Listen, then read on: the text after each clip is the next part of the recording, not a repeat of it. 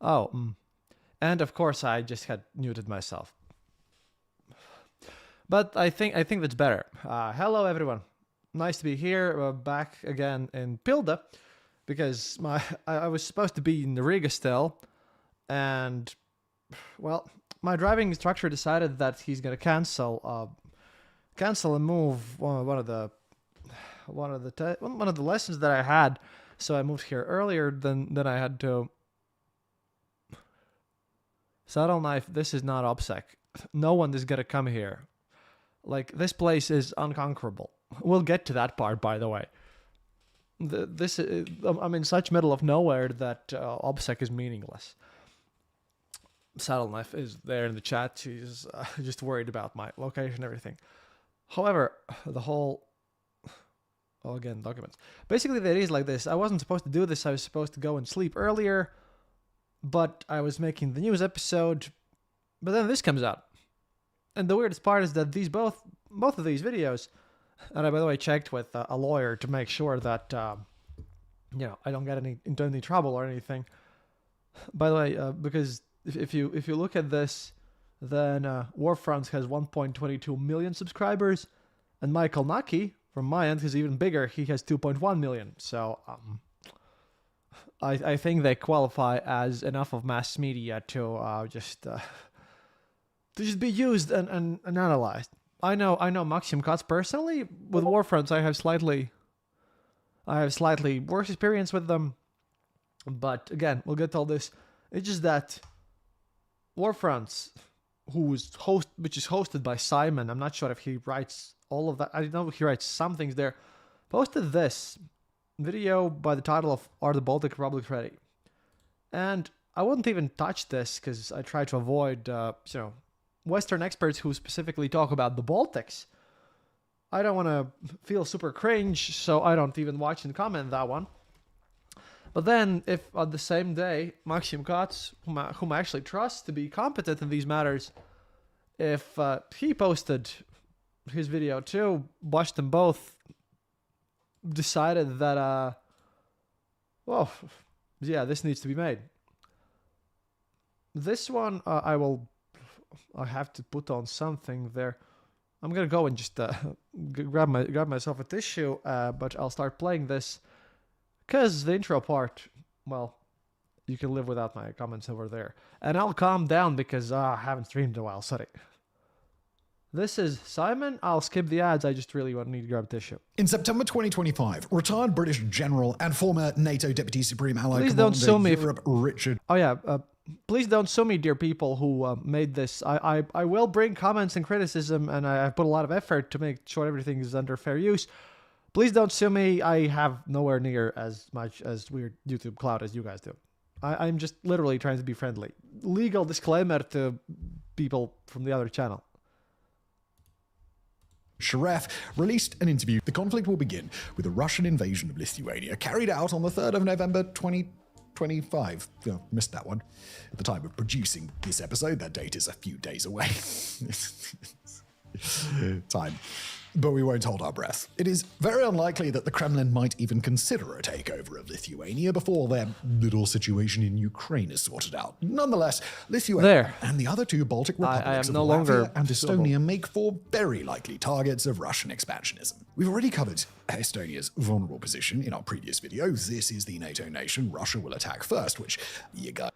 And here I have to agree with him. I'm not going to go through the arguments over there, but in general, I do argue that Narva is in the most dangerous situation.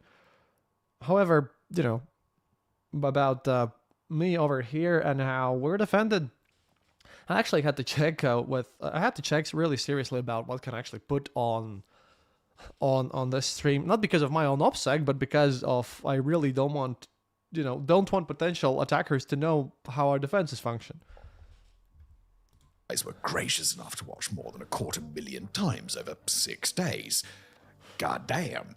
And if you haven't seen it after this, why not give it a watch? So, is NATO's northeastern frontier ready to take on a hostile assault? Let's find out. Well, that's the whole first situation there. This is what's going on with my mouse? If my mouse is slowly moving like in this direction, I just leave it. and then it sort of just decides to just move over. I guess it's the wire or something. Sorry if it's laggy. Basically, everyone, and this is the one thing that is going to be common with this guy and Michael Naki, they both severely underestimate our capabilities here, which is actually quite nice because, we'd like to keep our advantages, and every small advantage that we actually have. Easy pickings for the behemoth. The Baltic. Oh, and I will actually, I sort of have to. I will put on Hearthstone on the other corner of this one because this doesn't have subtitles. I just seriously do not want to be sued by Simon or Michael. Michael Nike won't sue me because he's from my end and he knows what I'm doing. Simon might. Simon's channel, after all, is run by he's just the host. He has a group of people and they might get very angry if I do not modify the whole thing on the screen too much. So I will put this here and do this so that it counts for, I don't even know where they are, but just in case to get out of trouble. Next time there's going to be Robert's face there, and once we set up Evitas as well, I just gonna play this very silly thing in the background because I've seen this one. Okay, here we go. Legal protection is very necessary because those issues are very important here. Baltic republics, or simply the Baltics, include from north to south Estonia, Latvia, and Lithuania, with their respective capitals Tallinn, Riga, and Vilnius. These countries all gained independence with the collapse of the Soviet Union and joined the NATO. Well, okay, this is a tiny nitpick. Little one, okay? No, we just started treating. It's fine. I set up everything. I am making sure that I'm not getting sued. Basically, one thing though, when you say gained independence, it's regained. It is legally important because our whole citizenship issue and everything is based on that fact, that we're a continuation, not a brand new country. Unlike, say, basically mostly everyone in Central Asia. To alliance in 2004, conscious of being potential targets for the expansionism of Russia and its regional ally Belarus. The independence of the three Baltics in Belarus is way different. Here I understand why, for example, again, I'm not criticizing or attacking Simon.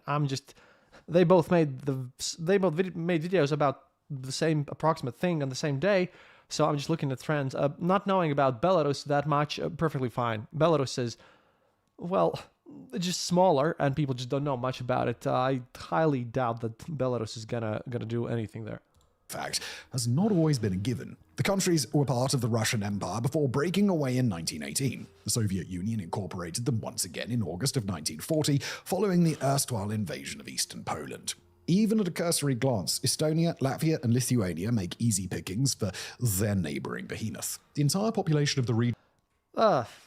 Easy pickings on paper. Like, in 2022, I would probably agree. But at the moment, not exactly. Not as easy as people think, by the way. Is just short of 6 million, spread over a combined surface area of 175,200 square kilometers. For our American friends. By the way, yeah, so you knew. This is Riga. This is Riga Old Town. This, by the way, is the... I hope you can see it in the stream. I have to open the OBS window. Sorry. I have to check this one. Yeah, these things were built from Zeppelin hangars. This is their central market. That's the St. Peter's Church. Old Town ends around there. And as you can see, there are forests there. And there's like... This is where the Khrushchevkas start. But this is like from the very center of things. If you've seen my tattoo on my arm, then this is this here church. So just to inform you that we are actually a pretty Hansestadt. Their neighboring behemoth. The entire population of the region is just short of 6 million, spread over a combined surface area of 175. And this is Tallinn, I think. 1,200 square kilometers. For our American friends, that's about 80% of Kansas, or about the equivalent of a lot of football fields, I guess. The republics, however... And this is Vilnius. I know, I've been to Vilnius multiple times. See, Vilnius is built on a hill, straight up. This is an active, large hill.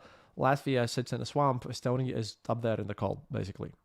Also, I'm reading your YouTube chat live, and I will modify sound and everything. To a lively economy with GDPs of $80 billion for Lithuania, $42 billion for Latvia, and $41 billion in the case of Estonia. The worst part is that I have to give him credit here. These numbers calling us lively, well, in our political climate here, everyone is just complaining that everything is totally done. We're dying, we're starving, and nothing good will ever come from us. For some reason, like the older generation over here, those people who are in their 50s right now, those who are in their 70s are actually better than that. But those people who were in their 20s when the Soviet Union collapsed, they're now thinking that everything is way worse than it actually is. Nice little reminder to people from the Baltics watching this too. Yeah, my mouse is just acting strange. Moreover, these countries, however small, boast something that Russia, for all its immense coastline, cannot claim, and that's 7 major commercial ports facing the Baltic Sea, which are ice-free throughout the year. By contrast, Russia has one of those. Now, we'll return to this point in a later section today, but for the moment, it's this has been historically the major issue why we really were necessary for the Russian Empire. For any neighbor, let alone those that are not aligned to NATO, i.e. Russia and Belarus. If an invasion was indeed on the cards, how would that take place? Well, in our previous deep dive about Estonia, we have already contemplated a scenario by which Russia may exploit tensions between the country's government and the Russian minority in the border town of Narva. Similar to the playbook applied to Ukraine, Moscow may cite protection of Russian speakers as a casus belli. And much like in the 2014 invasion of Crimea, the Russian military may deploy little green men, i.e. military personnel wearing unmarked uniforms, riding on unmarked vehicles, quietly and quickly seizing entire towns under a cloak of barely plausible deniability. Another possible scenario is the one depicted by General Sharaf. Russian and Belarusian forces will concentrate. Oh yeah, this guy is where the problem starts. Actually, Simon criticizes this whole plan and everything he's going for more because Richard Schreff, what he wrote out of all of those things, only one is somewhat realistic because this was written for 2022, obviously, but he'll explain that. But this is the central point because NATO thinks Russia is going to move like this, and this point gets criticized even by Simon here. But I will explain in detail why I think that what Richard writes here is not realistic at all. Their efforts against Lithuania, first by causing disarray with a planned blackout of the power grid, and then by invading from 2 directions. One army group would invade from the Russian exclave of Kaliningrad in the west, while the Belarusians would invade from the east, thus overrunning the Suwalki Gap along the Polish border and cutting off the Baltic region from both Poland and the rest of NATO. Problem number 1. Belarusians would not invade. If they would do anything, if it would be feasible politically to invade anything, they would be on it. Belarus, look, my wife has relatives there. I know them extensively, and you know my thoughts that they're actually the 4th Baltic state. They think the same way too. Belarusians are, in the midst of some sort of national reawakening. They're trying to salvage everything that they have. And no, Belarus territory could be used theoretically, but even then there would be a lot of issues with that. Namely, you'd see a lot of guerrilla warfare. But Belarusian army helping out? No, that wasn't even realistic in 2022. That stopped being realistic after 2020 August elections, I'd say. According to the think tank Center for Strategic and International Studies, regardless of the specific strategy, a Russian plan of attack will likely include 5 elements.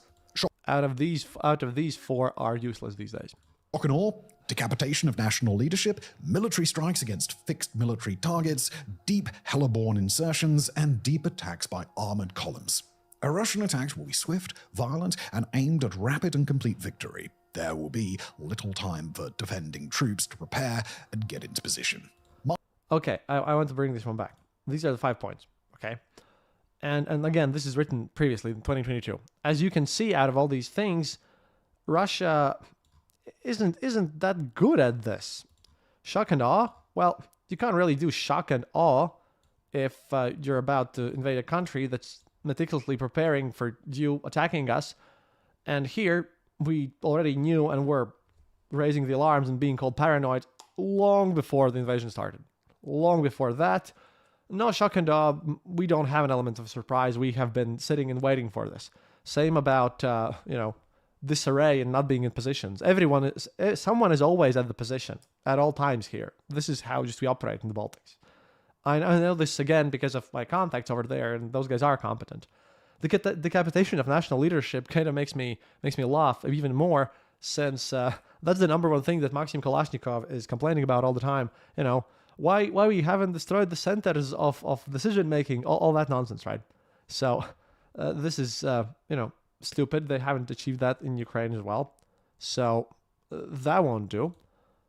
Then, well, deep heliborne insertions. Yeah, we saw how that worked out. AKA doesn't in modern day because of all the drones. And this time, by the way, I will now pause this. I have something to show you for a second. My mouse is just really acting weird. Let me just get back to you in a second. I hope I won't die there. I should have brought this closer. Wait a second.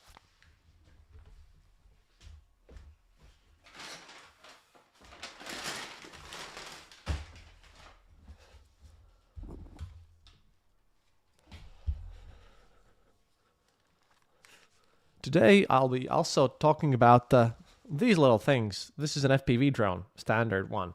This is where the battery goes on, and I put on GoPro here, but you can put all sorts of payloads over there. The thing is, this is a hobby/filming model. It costs about $600, and that's because it has an actually decent camera. This is a DJI-03. Other drones that I have, which are smaller, tiny ones, they use analog. This is super cheap. So, tank is very, very expensive. These things cost. I mean, the camera itself is 1/3 of this. $400 plus explosives, and you can 3D print this. I have carbon fiber everywhere just to make sure everything works out. Yeah, just throwing drones at the problem until the problem goes away is a very viable strategy, and that's how it all operates. We'll get to that in the other Michael Nike's part more, but attacks by armored columns, well, Bayraktar even stopped that.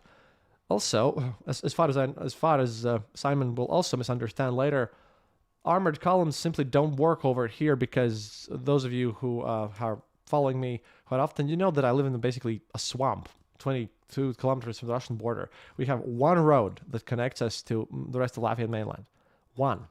And it's mined to hell and back, obviously. Well, that is common knowledge. I'm not doing anything that would be revealing any secrets. And everything else is just a swamp full of undocumented places where you can just go and drown. Besides, the old believers and smugglers rule over that place. Deep heliborne insertions, they're also pretty much useless at this point because, again, drones fly faster, drones kill paratroopers, drones kill heliborne insertions. All this is nonsense. One thing that they could do is missile strikes against military targets. This and Shahed drones. This is the only thing out of all these 5 things which I can see Russia realistically doing. But again, Simon will also criticize this. This is specifically for what Richard Deep said. attacks by armored columns. A Russian attack will be swift, violent, and aimed at rapid and complete victory. There will be little time. Oh yeah, hello, Yano. I know this. I'm not criticizing Simon here. I've spoken to him.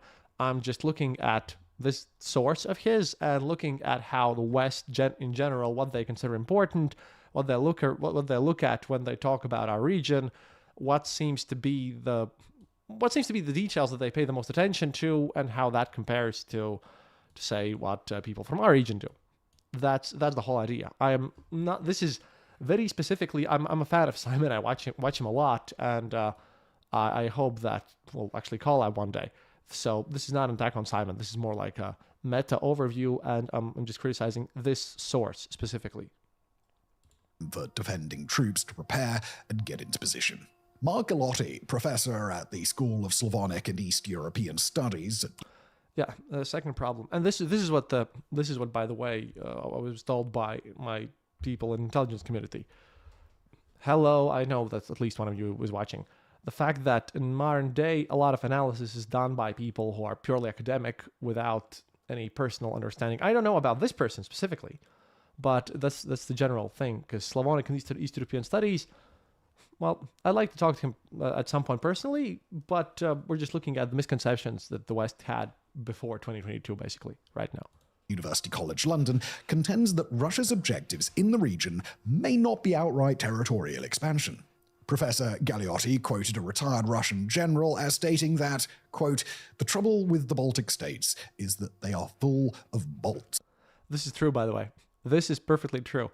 Let me remind you that recently, I think a couple of months ago, I think it was 2 months ago, Russian main channel, Россия 1, Russian first TV channel, basically did a poll in live, doing live recordings and everything, asking whether or not they should conquer the Baltics. And the response was that by 72% of all the votes, that they don't need another internal enemy. They know very well that, that we're perfectly willing and able to resist them as much as possible. Indicating that the Russian military may not be inclined to risk a guerrilla-style conflict with the feisty locals. Galotti's interpretation And locals are indeed feisty. is that Moscow, quote, "considers the Baltic states a theater in every sense in which offensive intent can be signaled and offensive capabilities demonstrated without leading to open conflict." In other words, Russia's past and future intentions might be to signal a possible hostile intent towards the Baltics without actually intending to launch an attack. The game is twofold. First, a healthy dose of saber-rattling might test NATO's commitment to actually defending their Baltic allies. By doing so, they could force the alliance into committing extra resources to an additional theater, thus placing strain on their coffers and manpower. Second, an additional helping of moustache twirling might pressure elements within the Baltics governments and business communities to seek favorable deals with Moscow. Dr. Agnia Grigas at Chatham House and the Atlantic Council was also of the opinion that Tallinn, Riga, and Vilnius might be pliable to the Kremlin's will. Quote, "The Baltic states are susceptible to corruption gonna and Google this external lady. influence as a result of both Russia's efforts and of domestic conditions." Now, we should specify that Professor Galeotti and Dr. Grigas formulated their respective analyses before the invasion of Ukraine. Oh yeah, that's not a Lithuanian. She's a Lithuanian-born American political scientist. While they're And I think that no, if she's Lithuanian-born, then basically this means that, well, we do have these elements. We have like Mr. Schlesers and other pro-Russian parties, especially like Stabilitate. But the danger of them actually doing something that has fallen down massively since, I'd say, since we joined the EU, basically. views may still hold true, the world has shifted since then. After all, while the Baltic republics will certainly be less susceptible to foreign influence, especially if that influence is coming from their highly aggressive neighbor in the east. So, we have to ask ourselves the question, how will the Baltics defend themselves? Introducing the Baltic Armed Forces. Alright, so in evaluating the Baltics' fighting capabilities, we have to start by checking their bank statements. As of 2025, the combined military expenditure of the three countries is estimated at $5.4 billion. To put that in perspective, that is less than 1/3 of what Netflix invested in producing new original content over the same period, which was $18 billion, by the way. We don't want to give streaming services any ideas, but it definitely makes you think when Netflix's production budget is higher than the entire military expenditure of three NATO nations combined.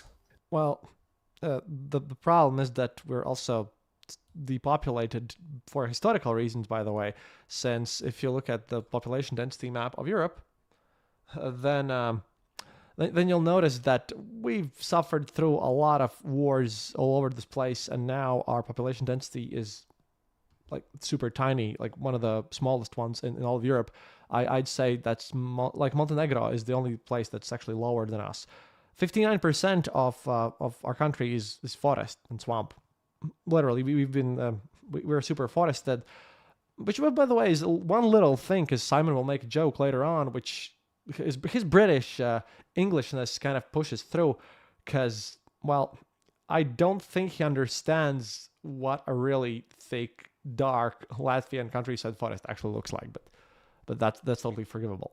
Still, what really matters is the percentage of GDP allocated to the military as an indicator of the Baltics' willingness to prop up their fighting capabilities. And from that perspective, all three republics have allocated well beyond the 2% NATO guideline. Lithuania leads the regional leaderboard with 4%, followed by Latvia with 3.7%, and finally Estonia with 3.4%. By way of comparison, the United States spends 3.4% of its GDP on military, although the eye-watering size of the US economy means that the actual sums involved are unimaginably larger. The three nations have also smashed another NATO guideline, according to which member states should spend at least 20% of military budget on equipment. Once again, Lithuania leads the way with a healthy 46%. Latvia and Estonia are placed at 35% and 25% respectively. Dollars alone, though, don't make a fight. Yeah, and the whole situation will be about what do we spend our equipment on, because I know for sure that our guys in, for example, the state security service, with whom I have some I've had some conversations in the past. They actually went and they sent a bunch of guys from their unit, and they learned how to fly these FPV drones, and that's good. For. So let's step out of the finance department and let's have a look at human resources. Lithuania. I do have to agree with Jeho here. Schlesers is one of those politicians with utterly zero moral values. He just wants to basically, he's an old school oligarch, typical from the 90s and everything. Now, the people that he surrounds himself with, all the conspiracy theory fanatics, that's a different story, though. It can field by far the largest military, fueled by conscription, which was reintroduced in 2015 after a hiatus of 7 years. The Lithuanian armed forces include 23,000 Talking about which, I will put on a video after this one about Russia's economy. This is a very valid point you're making. Active personnel, of which the vast majority serve in the land army. These folks can be beefed up, if needed, by a reserve of just over 100,000 and by the 17,000-strong Lithuanian Riflemen's Union, or LRU, a voluntary paramilitary organization. If push comes to shove, the Ministry of National Defense may be able to mobilize and train some 18,000 additional troops within a span of 12 months. All of this from a total population of just 2.8 million. Navian forces too rely on conscription, which was introduced in 2023, to maintain adequate numbers. We're talking about just over 17,000 troops backed by a reserve of 38,000. In time of need, some 8,000 recruits may be called up to serve within the first year of a conflict. As per Estonia's military. Yeah, that's the thing.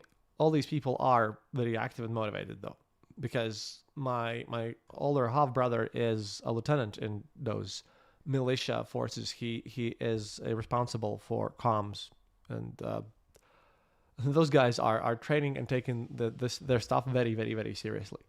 It may appear a lot of Afghan veterans actually doing a lot of motivation and leading the units. Like the older guys, they're not as active as they used to be, but there has been a transfer of knowledge there. Minuscule, even when compared to its already lean neighbors. The country, in fact, only fields some 7,700 active personnel, of which about half are fresh conscripts. And we should note here that out of the three Baltic republics, Estonia is the only one to have continuously maintained conscription since its independence from the Soviet Union. But let's not be fooled. Yeah, they literally canceled the conscription at the year when I turned 18. So I had to, I managed to skip it. Otherwise, I probably would be conscripted too. By a military smaller in size than the Los Angeles Police Department. It is part of Estonian doctrine to rely on a strong reserve, and that reserve amounts to 230,000 trained civilians, of which almost 40,000 are part of rapid response units. All of this from a total population of just 1.3 million, fewer even than the population of the city where I live. Now, before we get into the... yes, the constant amounts of that we have... I'm not draft dodger, they canceled the conscription. And yeah, the constant jokes about our tiny population, well, that again forgets one little thing. It's not like we don't make bebes. Currently, of course, we make less bebes than just the same with everyone because of quality of life improvements and all that stuff. But the population numbers are so low because we suffered through both world wars and Soviet Union, and then we had our own war of independence, and we've been basically a huge battleground over here. It's insane. Like, the population of those 2 million, I would say that we have an advantage that he won't mention here, and I think also Michael Maki also doesn't really understand the fact that everyone here understands that, yeah, there will be casualties. It's a thing that there's not a lot of us, but it won't be a massive fuss, and there won't be any panic if out of those, I don't know, 7,000 guys, if 5,000 of them die, then that is something that we have already internalized and accepted. Everyone knows that a lot of people are going to die, and, well, since last time, this is why Russia, by the way, has issues, because, bit of a history lesson, Karl Sulmanis, our leader in the interwar period, he ordered his army not to show armed resistance against the Russian tanks, because he thought that would be better and would preserve more lives, but now that gives a political tool for the Russian influence, which everyone who cares really knows about, so, yeah. Kit that the Baltics are fielding. Just a quick break to tell you guys about our own force of loyal.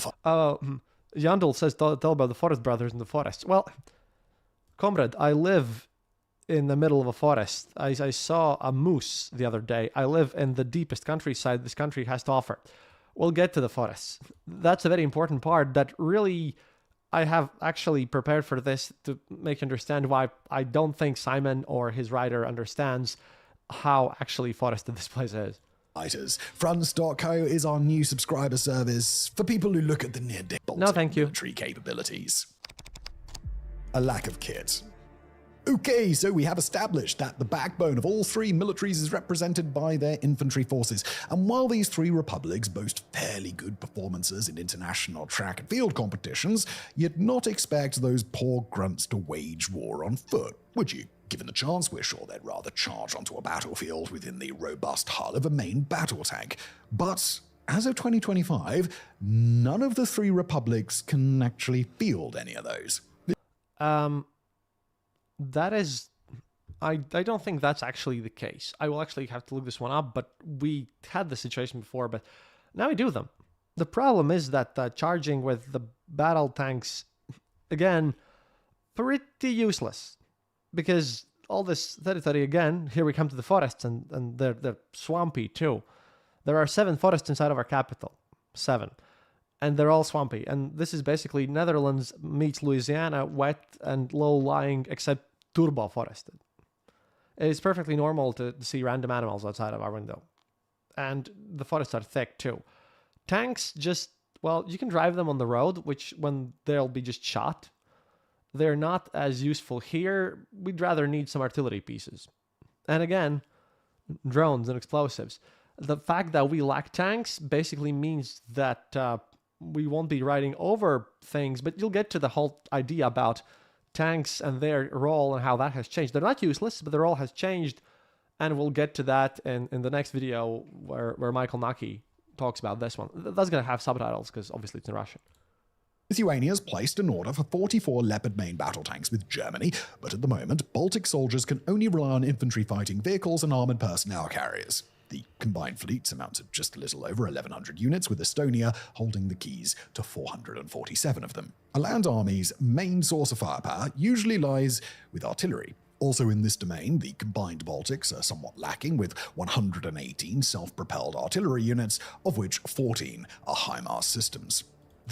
Look, I wouldn't say that actually buying 14 HIMARS systems for our budget and spending would be actually a bad thing.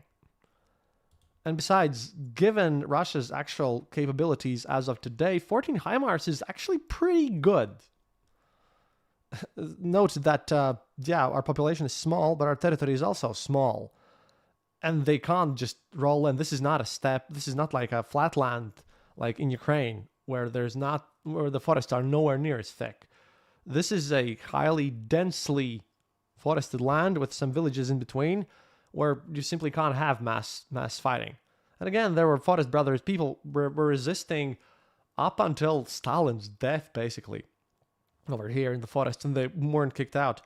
It's just ridiculous, because this is the other thing where numbers really do come in kind of this sense that in a modern war, some mass assault where 1,000 men are going to be fighting 1,000 men, that no longer exists. Currently, Russians are moving in their advances with units of no more than like 2-3 people. 5 is already pushing it because 5 is a nice target for a drone. They're splitting up their forces and moving in units of 1 and 2 under cover. there is no such thing as driving mass assaults. It's a constant trickle.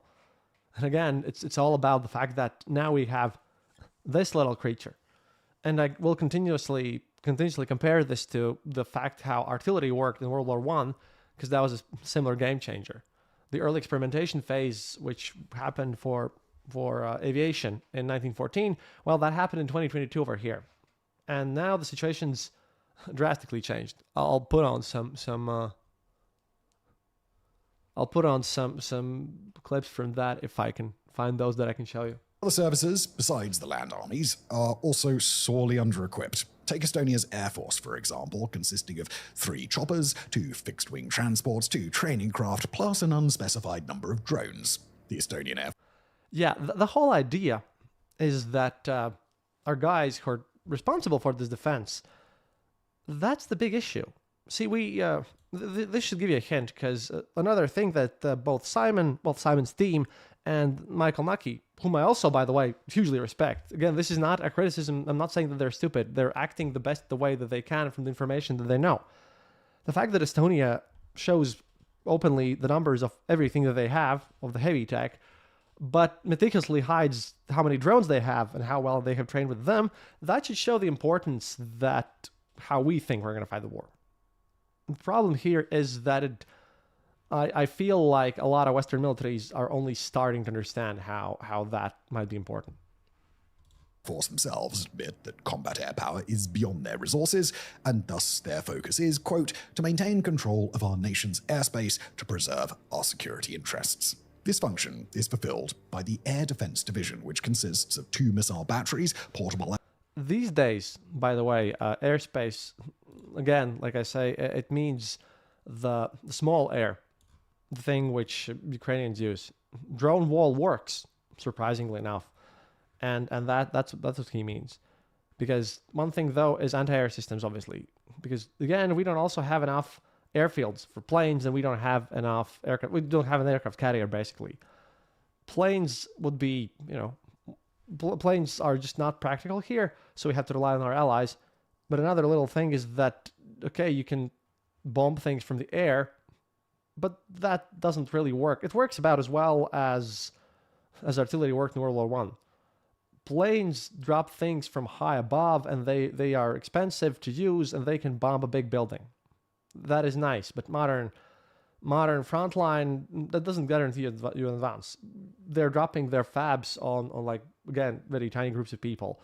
Planes are important. They might like destroy our capital, but over here in my little swamp, because again, we only have we have Daugavpils and then we have Riga. Yeah, they might get bombed, but otherwise, visibility and jamming and all this stuff, it's not as easy. Air defense systems and the mobile medium-range Iris-T SLMs freshly imported from Germany. A similar setup applies to Latvia and Lithuania. Neither country can really boast any capability or equipment to attack from the air, but rather prefers to invest in air defense units. Navy-wise, the Baltics and... Which is nice, because again, you can place them in the forest and they can shoot. And this is a nice little aspect of the drones. We've been following them closely. They're taking helicopters out with these things. This thing can fly really quickly. Military drones can fly a bit slower, but we're talking about racing car speeds. If I push it with these motors and everything, it's way faster than you might think, and they're quite powerful as well, especially the bigger variants. At this point, up until 2023, that was the case. After that, no. Helicopters definitely can be taken down by drones. Planes, not so much. This is why we need our allies. Not equipped to conduct large-scale defensive operations at sea, let alone offensive operations. In fact, the main duties of these forces consist of patrolling the coasts and harbors, and most of all, mine clearing. And we're not talking about removing mines. Suddenly, Latvia is in between Estonia and Lithuania. They can't cover them both without covering us. Recently placed by hostile agents, but rather sweeping old yet highly dangerous explosive relics from World War II. According to the Estonian Navy... the Estonian Navy, he mentioned World War II demining. Yeah, we have a lot of them. What he doesn't understand is that this place has been mined to hell and back by literally everyone so much that we're still clearing them not because we're incompetent. Actually, I've spoken with NATO people from Norway who spoke with our sappers, because again, inside of NATO, for example, I know that Latvians do the work of combat engineers and sappers. It's just that we have so much of all this stuff here in the thick forests that it's ridiculous. It's just all of it is completely like gone. It's not because we're lazy. It's because there's insane amounts of demining to be done. And again, that also familiarizes people with the forests. I'm pretty sure if I would, wander around in the thick forest outside here, you walk long enough and pull out a metal detector, you can still find, grandpa's Kalashnikov or something. Some 80,000 mines were laid in the Baltic Sea during the conflict, and it took a good 30 years to remove only 1,200 of them. So yeah, maybe don't go fishing in the Baltic. Their combined fleets number fewer than 40 vessels. In total, Estonia even donated 2 patrol boats to Ukraine in 2024, which amounted to 20% of their naval force. And that's what we call generosity, clearly a quality the Balts do not lack, alongside a good dose of intelligence. Speaking of, just before we continue, a quick the intelligence part is the one where I'm the most qualified to speak due to my weird experiences with the intelligence community. But we're gonna skip ad. shout out for today's spot for 20% off. intelligence and doctrine. In fact, in spite of their relatively tiny size, the Baltic's armed forces are supported by a disproportionately large intelligence community. And do note, for obvious reasons, And the competent one at that. I can tell to Jasf and other Latvian listeners, those guys are competent. I'll just leave it at that because, again, due to my past, I have had interactions with them. Our state security service are actually generally competent. They are probably the most competent state structure that we have. Really. And they are really good. Haven't had much interaction with others, but they know what they're doing. we have no idea how many people serve in these secret services, otherwise they wouldn't be secret, would they? But each country oversees at least 2 agencies, denoting their government's commitment to investing in intelligence activities. Lithuania has the State Security Department and the Second Department of Operational Services. The former is accountable to the Parliament and the... Also, another little interesting thing that is now gone in Russia, because in Russia they all went into politics. But for example, my stepfather's brother, he worked for the KGB, but in counterterrorism. He didn't do any political stuff, and he was hired to teach our experts in the field and worked there up until 1997, teaching our guys. So there is a lot of Soviet legacy that has been actually inherited by us.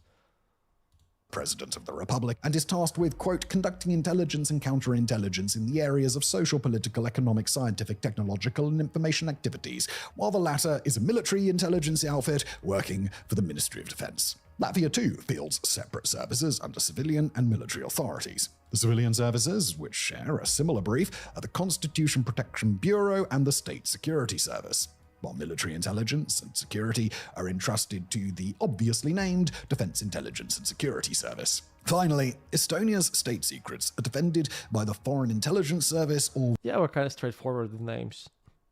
But then that anti-corruption thing, it has like a really cool logo. It's KNAB in Latvian, Korupcijas novēršanas un apkarošanas birojas, and that sounds like a beak. So the logo is a huge eagle's beak, which is nice. VLA and the Internal Security Service, also known as CARPO. Next, we need to understand how the Baltics intend to make the most of the limited manpower and assets at their disposal. And to do so, let's take a peek into the military doctrine and high-level strategies laid out by the respective chiefs of staff. As we discussed in our previous deep dive video about Estonia, this country is likely to incur first an attack from a non-NATO power. The Estonian military is painfully aware that due to the small size of their territory, their country might fall in a matter of days. Estonia, by the way, is first also because, unlike Latvia and Lithuania, they, we all had our own corruption things here. In Latvia, the most corrupt service was, I think, public transport and then some other big businesses. In Estonia, however, the situation was that their forest service was super corrupt, so they've actually cut down insane amounts of their original forest. and even parts of the national forests. If you go from Riga on a bus to Tallinn, you can easily tell where Estonia starts, because all of that looks totally different from here. They have basically become way less forested than they used to be. This is what makes them vulnerable too. And of course, well, Narva. Not ours. Therefore, the doctrine stresses the importance of carrying out forward defensive actions as soon as a threat is detected. The aim is to respond immediately to any incursion and take the fight into Russian territory. To achieve this objective, the Estonian government must mobilize the entire country, prioritizing the deployment of their 40,000 highly trained rapid response reservists. Another fundamental principle of this defensive doctrine is the presence of NATO allied troops on Estonian territory. More specifically, British and French boots on the ground. Quote, Estonia will rely on pre-positioned allied forces prepared to fight alongside its own military in an integrated and coordinated fashion. And speaking of NATO allies, Estonia will take full advantage of Sweden and Finland's recent entries into the alliance. With the support of their navies, the Estonian military predicts it will be able to maintain open supply lines in the Baltic Sea in case of a protracted conflict. The Latvian military presents a similar doctrine, as per the state defense concept formalized by the Ministry of Defense. In the ministry's analysis, the main threat to Latvia. Look, and here is another little interesting factoid. The fact that we present all those documents and paperwork and what are the plans that are going on the ground, yeah, they might, like, this presumes that what we say in our publicly available information is what we're actually going to do and what we're planning for. Yes, the thing that we know our enemies are looking. It's the kind of like the same situation that a lot of people were surprised here when I had to explain to them that by the point where we actually started mining, like putting mines on our borders again, at the moment when we exited the convention and told everyone that, hey guys, we're going to put mines back. Yeah, the mines were in place for a long time already. Why? Well, because you don't want to give a message to your potential adversary that we are leaving this convention, so the Russia will be guaranteed to know that at this moment there are no mines here, while if we would have just left the convention and then took our dear time to place mines there. Everyone just mined everything and then told everyone that we're leaving the convention. That is how you do those things. So our public stance and an actual preparedness, there are competent people who know how to adapt this stuff. It's by and large accurate. It's not it's not lies, but there's way more to it. Again, the same fact why brazenly being, and this will be in Naki's video, why being super brazen about everything Russia does might not always be the wisest choice. The security arises from a sudden Russian invasion conducted through massed infantry attacks, drones, and artillery barrages. The state defense... Massed infantry attacks don't happen anymore, and they can't happen. It is just not possible. Mass infantry attack is something that you don't need to prepare in these days.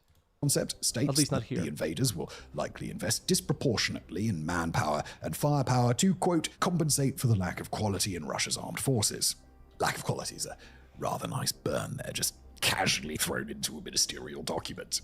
The defense concept... Look, our Ministry of Defense, like I said, is competent, and they know the situation there. And to be frank, they're not lying. We know how Russians operate and how corrupt their system is, because everyone in today's Ministry of Defense, probably at least, the older generation knows how to serve in the Soviet army. The younger generation knows all the studies about how it was like to serve in the Soviet army. No surprises there. Further states that where Russia be... Also, we like to be snarky assholes too. Able to seize Latvian territory, they will likely hold onto it by issuing threats of nuclear deployment. Quoting again, aiming to deter involvement of NATO reinforcements. And this takes us to the two fundamental principles of Latvian defense doctrine. First, a strategic use of reserve forces to immediately counter an invasion and make it as slow and as costly as possible for the attackers. This implies not only the recall to arms of active reservists, but a collective responsibility of every citizen to defend their homeland and to do so independently from any chain of command. Oh yeah, and now Simon's going to quote our Latvian law, which she finds a bit extreme, but we're used to such stuff. It's not our first day living next to Russia, after all. Here's a rather chilling quote from the Ministry of Defense. Each resident must acquire and enhance the knowledge and skills to be able to protect not only themselves, but also their family, community, and country during times of crisis or war. And what I'm doing right now is just that. And if you've noticed, I also can instruct people on how to fly these drones with explosives on them and fly them myself. Fun times. Very somber, very realistic. Everyone knows what's at cost here. Everyone knows that they must do this stuff. And it might sound chilling for everyone else, but that's the whole situation that we've been living here with all these years, all the time. This is nothing new, and this is nothing unexpected. This is basically our Ministry of Defense accurately telling what most people here already think and that they actually want to do anyways. Residents are responsible for their preparedness and securing the necessary resources for independent action in a crisis during the first 72 hours without the support of the state and local governments. And children are not excluded from such patriotic duties. To clarify, the Latvian military does not intend to recruit nor deploy child soldiers.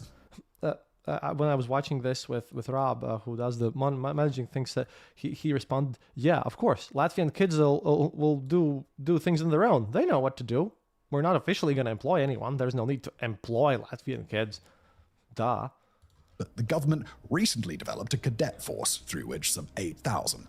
Oh, yeah, that's called Jaunsards, and it's actually pretty cool what they're doing. They're going out. They visited our region here in the border recently, and it's really actually a good motivational activity. It's kind of like Boy Scouts, but more military, and everyone, focuses on being able to, knowing what to do and not panicking. Say they get taught how to do those 72-hour survival bags. They know how not to panic around military equipment, all this stuff, and they also learn a lot of very important skills. That's a fun activity, and the kids that I've spoken to in there actually seem to enjoy it.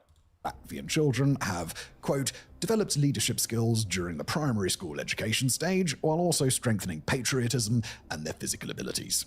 The main goal of the cadet force is to ensure that children will be, quoting again, better prepared for the execution of state defense service duties. The second fundamental principle is that NATO troops should be present on Latvian territory and ready to engage from the get-go before Russia's deterrent prevents allies from joining the fight. In fact, Latvia can count on the support of a small brigade-sized contingent of NATO troops on its land. But we'll get to NATO participation on Baltic territory in a later section. Next, let's look at Lithuania's national security. Oh yeah, this is their center of the capital.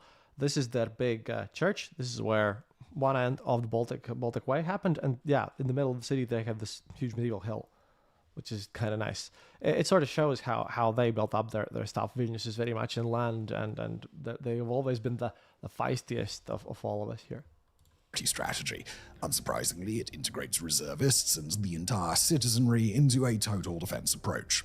This concept is actually enshrined in Article 3 of the Republic's Constitution, according to which, quote, the nation and every citizen have the right to oppose anyone who forcibly encroaches on the independence, territorial integrity, and constitutional order of the Lithuanian state. This article is complemented by the 2024 Law on the Foundations of National Security, which states that the government is responsible for educating and training all citizens to the art of universal resistance and civil defense. So, a robust legal framework binds all Lithuanian citizens to actively defend their homelands. But how would that translate into practice? The Baltic's many weaknesses. Now, we should point out that... Yeah, and this is the part which I consider both him and also Michael Naki, who lives in Lithuania now, but he originally comes from Russia, obviously, and is an American citizen. Long study, but he's actually a really cool guy. He's one of the very few people who are Russian analysts who are actually used by Ukrainians often and reposted by their media channels. So I think that Latvia's weaknesses get overplayed here. Then again, I'm not going to go all out and counter everything and tell you everything here because I live 22 kilometers from the border. I kind of want, I want to feel secure here after all. But I'll tell you which things are nowhere near as bad as he says, or which things he hasn't probably counted in. And then we're going to switch over to the other video. The Military Academy of Lithuania itself has some doubts on the capabilities of the... And I can't comment sadly on Lithuania and Estonia here because, well, I'm not as informed about them. I know about the Estonia Secret Service. But about what's going on in Lithuania recently, we're going to have to trust Simon on this one from the open sources. Government and the Ministry of National Defense to actually mobilize the population. A paper by Dovydas Rogulis at the Military Academy points out how, quoting, a long-term gap becomes evident between the declared strategic objectives and the actions implemented, particularly regarding public involvement in national defense. In particular, Mr. Regulus identified a misalignment between the vision of the Seimas, or Lithuanian parliament, and the measures enacted by the government. The lawmakers wish to involve in a joint defensive effort all sectors of society, including private citizens and businesses, while the government and the military appear to prioritize the development of a more professional military. Does this mean that the Lithuanian population may be less prepared for total resistance as compared to their Baltic neighbors? Not necessarily so, as Regulus picked up that since 2024, both the Defense and the Ministry of the Interior have provided more funding and infrastructure to the Lithuanian Riflemen's Union paramilitary forces. The analysis nonetheless pointed out one of the potential weaknesses of the three Baltic states. And let's be honest, in a conflict with a neighbor way over 20 times their size in population, well, there are many of them. The first one is the over-reliance on civilian defense, paramilitary units, and reservists to supplement the number of professional soldiers and conscripts. We're sure that the people of Estonia, Latvia, and Lithuania will put up a hell of a fight and give a bloody nose to attacking forces, making an invasion and occupation extremely costly. But the effectiveness of such a total defense approach is dependent on several internal and external variables. As hinted at by Mr. Regulus, all state institutions must be thoroughly aligned on their approach to ensure that non-active reservists and other civilians have access to the right training, equipment, and an appropriate chain of command. Moreover, should the Baltic governments feel the need to cut their military spending, they would probably prioritize.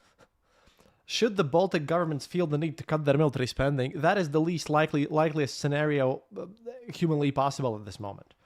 This presumes, this video presumes from a higher up analysis that the average person over here doesn't know all these facts, but about the whole total defense situation, well, see where it works like this. If we don't, there is no point of not doing everything that you can, because we've seen what happens if you just give up.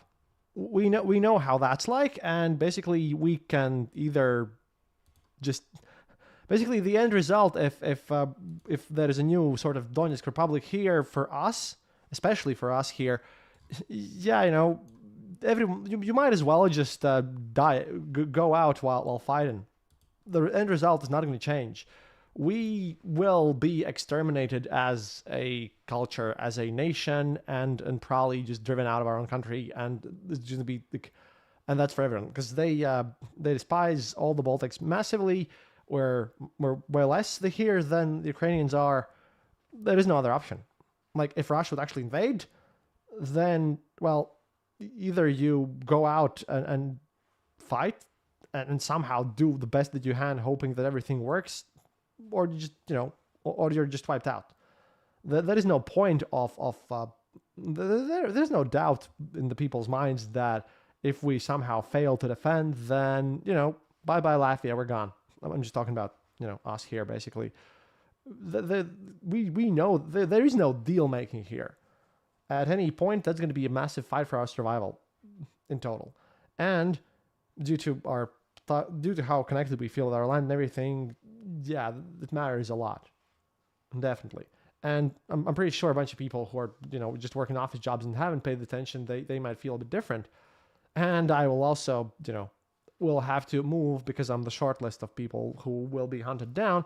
But I'll continue my own work and do everything I can if such a situation happens. But a little question here is that I also don't see with what exactly Russia could invade us, because again the mass assault idea, that's just slightly hilarious. Investing in their professional forces. Another consideration is that a sudden invasion carried out by little green men or otherwise may leave central authorities impotent to issue mobilization orders. Okay, another little problem. Somewhere else, maybe. But over here, where we know that that's probably going to happen and we have been preparing for this, people will just, if the little green men arrive, then I'm pretty sure people will just start going and mobilizing themselves. At least over here in the Luda region, in the border over here, Kids are being taught at schools already on where to go if something happens. People are informed. Again, everyone understands the severity of the situation. It's not like you have to explain why you need to get mobilized, and it's not like the average person is going to wait until some sort of official response comes to tells them, okay, now you can go and basically go and start doing something. No, it's just not, it's not realistic. The whole idea is that this applies to basically, if we would be like every other nation in the EU, say, I don't know, the Netherlands, who are bordering Germany and the Atlantic Ocean. Well, you might be surprised if Germany comes with you, but for us here, it's pretty normal. Like Ludza has 31 bomb shelters, and kids get taught civil defense at school. It's just a part of life. No one really seems to notice that for the closest town, which is 8,000 people, it has a massive hospital specialized for trauma surgery service. Nobody asks these questions because they're just a part of life. And if that were the case, would the entire Baltic populations be in the condition of acting independently? Most reservists and civilian resistance forces are also unlikely to have access to personal carriers, infantry fighting vehicles, let alone artillery. This would limit their options to static defense around inhabited centers, which an invasion force with a modicum of tactical competence would probably avoid altogether. Here's a first problem with a modicum of tactical acumen. Yeah, that's not going to happen. Two, static defense with the cities. Again, the Forest Brothers. We have a huge history of guerrilla fighting. Staying in massive cities and trying to do stuff there is exactly what would not happen. We wouldn't be doing that at all. This is just a false presumption of whomever was responsible for researching this part. That's a situation, that's a thing that won't happen because, again, we know that in an open field, like if we have to face Russia straight up, yeah, obviously we have no choice. So, not why there's this presumption that that's what's going to happen, I don't exactly know. Seems a bit strange to me, but okay. Because, again, long and proud and massive tradition of guerrilla warfare. Why would we exactly choose to do what Simon just said is slightly beyond me? Because, we actually are not, we actually care about this stuff, and that's on our daily agenda, so. Preferring to target them with long-range weapons. The other obvious weak point is the geography of the area, which makes the Baltics particularly exposed to their non-NATO neighbors. And this is where Simon gets shit horribly wrong, and or his writers. Because again, see, before I traveled abroad, I didn't realize how thick the forests actually are. I thought we had the norm. And the fact that I'm pretty sure that the people who wrote that we're super vulnerable, they probably don't understand that, for example, the forest outside my home, it's been there since the 9th century and you physically can't walk through it. And I'm not allowed to go there without a dog inside there because then the bears will eat me, or the moose, or everything else. And that, at least in my little region, everyone has a gun. The fact that these are not forest patches, what he's drawing. These are like, I don't even know what that is, but those are not like forests, because all of this is like, in this region where I live, and it goes about from here to here, we have 16,000 people. Everything else is just thick forest. I don't, the forest and swamp that we have here is severely underestimated here. The same goes, by the way, the real situation is that Crimea is also attached to the rest of the mainland via marshland, and tanks just don't go through there because they know that it's just useless. Now imagine that, except that Lake Peipus starts here, and historically speaking, all of this was one ginormous mega swamp forest. Lithuania had dried some stuff here, but all this was a single mega historical forest of the Ice Age. Hyper wet and hyper thick, and population density low, massive growth and tons of animals here. There is no possible way how this isn't underplayed. It's just that again, I didn't realize that our levels of massive forests everywhere wasn't the norm, because that's my normal here. And for Simon, well, he's used to forests which are way smaller and not as thick, and which are like planted forests with like in straight lines, industrial ones. But we have plenty of the old ones, and we actually really, really like our forests too. So I'm not blaming him. I'm just saying that this is, you can read about a forest on paper academically, but if you haven't actually been to one, then yeah, I'm pretty sure that our random forests are oftentimes thicker than a bunch of nature preserves elsewhere, and that covers all of this area. After all, if you look at which I like to point out, if you look at the map of Mongol Empire, then you'll notice that the horses stop here. They just couldn't go there. It's the same forest, by the way, that both Mike Duncan and Dan Carlin have so massively and well described in their series, the thick forests of Germania. It's the kind of forest in which Varus lost his legions, that sort of stuff. That's what they're talking about. Lithuania and Latvia share a total of 851 kilometers of borders with Belarus, and the three republics combined share 694 kilometers of land borders with Russia. That makes it a total of 1,545 kilometers, or 960 miles if you prefer freedom units. And that is a lot of miles to patrol and defend with limited manpower. Yeah, which is why we use drones, and there are places where you simply can't go. Oh, and by the way, we also have a proud smuggling tradition over here. We know the people on the other side too. It's not about physical patrolling. This is not like Texas. This is not border of the United States with Mexico. Oh, and this, I think this is shown. This is an example of a totally non-forested random actual land. This is probably a town of multiple people. This isn't the thick forest here. This is just an actual random patch. Moreover, the Baltic's geography is mainly composed of flatlands crisscrossed by a network of roads. A perfect combination for the ambitious commander of a fast-moving motorized invasion force. Sure. Yeah, motorized with what exactly? I like how he switched with the fact that there's these roads, and now we're talking. This is like imagine this, but a lot, 59% of land, fast moving through our one-mile road. And with the Soviet tanks that the Russians still have, or with the Ladas that don't work, or something. This is more like it, except denser, way denser. And again, wet all the time.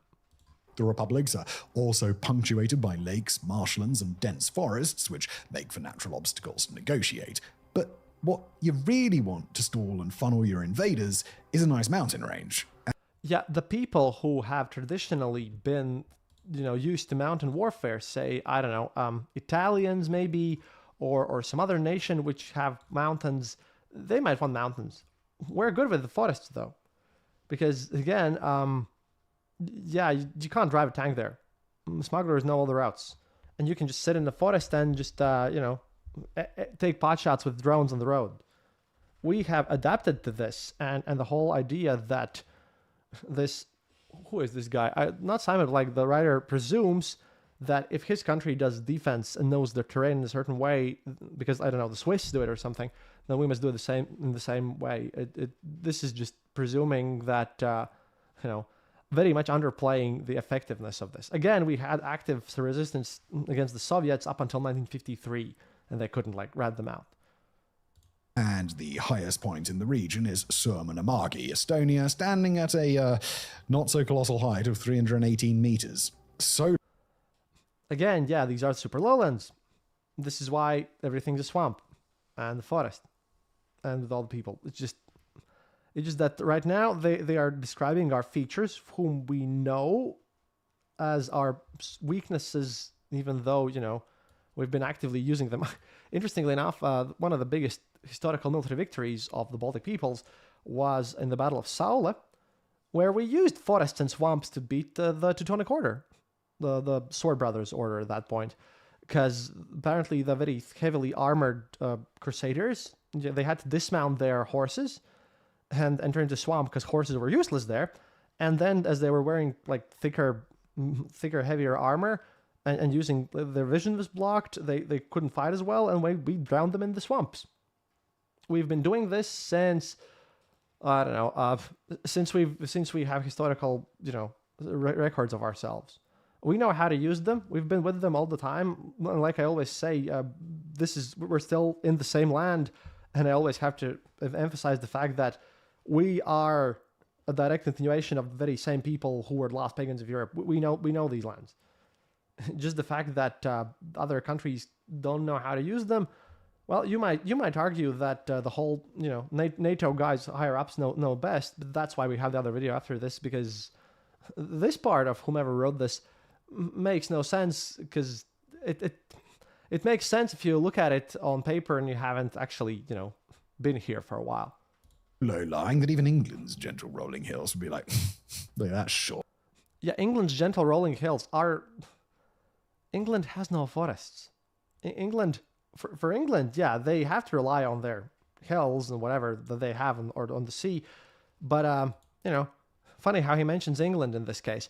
Because as far as I know, England's doctrine is all about, them being an island, doing the thing with the boat. How come that defense doesn't really, work that well? It's just different adaptations. It's sort of like mountains end all be all. Ukraine fighting in Ukraine doesn't happen in the mountains parts either. It's just that I fully don't understand how can this be written in as a negative. If everything else other things I can understand, but this is negligence on his writer's part. What ass? The geography problem also includes a lack of strategic depth, which is a fancy term that we armchair generals like to use to say that these countries are small. It would take just a few hours' drive for an invading column to gain territory and seize a capital city, while leaders and fighting forces are left with smaller and smaller real estate to regroup on and fight back. Okay, so a few hours. From here to Riga with car, it's about 3 hours, yes. But there's like one road and everything else is forest, and that road, open knowledge, it's mined throughout the way, so that blows up. Railroads blow up. Locals are extremely aggressive towards you because we know what's going to happen. All of us. Locals hate you. You get resisted every opportunity. In a few hours? Really? When we have like all of our smugglers fighting back. The situation being...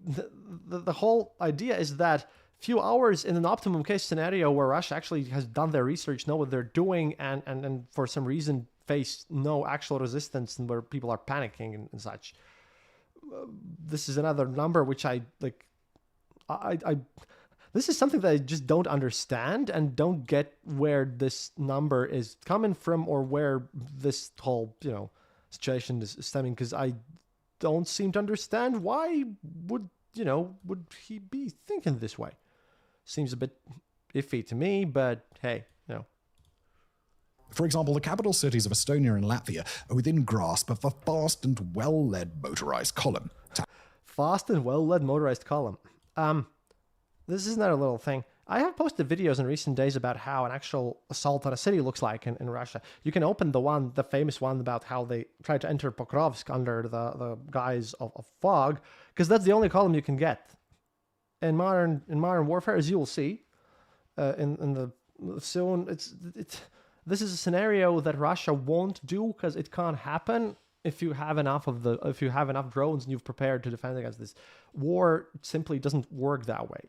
This whole blitzkrieg situation with armored columns just driving through, no, that whole idea is just gone. And besides, even if that would be somehow feasible, yeah, we have built those things. For example, my town here, Ludze, it doesn't have... Every other town in Latvia has a Riga street. That denotes where the main highway, if you drive on that street, you can get on a highway that goes straight to Riga. My town over here doesn't have one. Why? Because there are no roads leading straight to Riga. There are only ones that meander and take you to the next town, Rezekne over. Again, for security reasons. We have been thinking about this stuff for a long, long time. Tallinn and Riga are in fact within 211 kilometers and 323 kilometers respectively from the Russian border. But this vulnerability... What really matters with the proximity here is actually the anti-air defenses, because again, the assault by missile, that is the most likely scenario. That is realistic, and they might totally just, dump a huge amount of drones and missiles and all this stuff. That is the one realistic thing they could do. That's where distance comes in. But also that presumes that Russia has a proper road network and that everything in their infrastructure is ready and nice. But let me remind you that due to economical problems, Russian railways, Russian railways have now just cut their maintenance by about 20%, and they're now working on 4-day work weeks. That you can't really prepare a massive invasion knowing that they use rail as logistics on a cut down force, which is understaffed and underfunded right now. Ability is particularly glaring in the case of Lithuania, as it is the only Baltic republic to border two non-NATO countries, Belarus to the east and the Russian exclave of Kaliningrad to the west. Wait a minute. Simon, what is this? What is this? Look at Latvia. Hello? Two non-NATO. We also border two non-NATO countries. This part is also Latvia. I mean, look. I know someone didn't check, but it's pretty obvious someone didn't check, because this is Russia, this is Belarus, this is Latvia. Lithuania is not the only one that borders two non-NATO countries. Grasp of a fast and well-led motorized column. Tallinn and Riga are in fact within 211 kilometers and 323 kilometers respectively from the Russian border. But this vulnerability is particularly glaring in the case of Lithuania, as it is the only Baltic republic to border two non-NATO countries.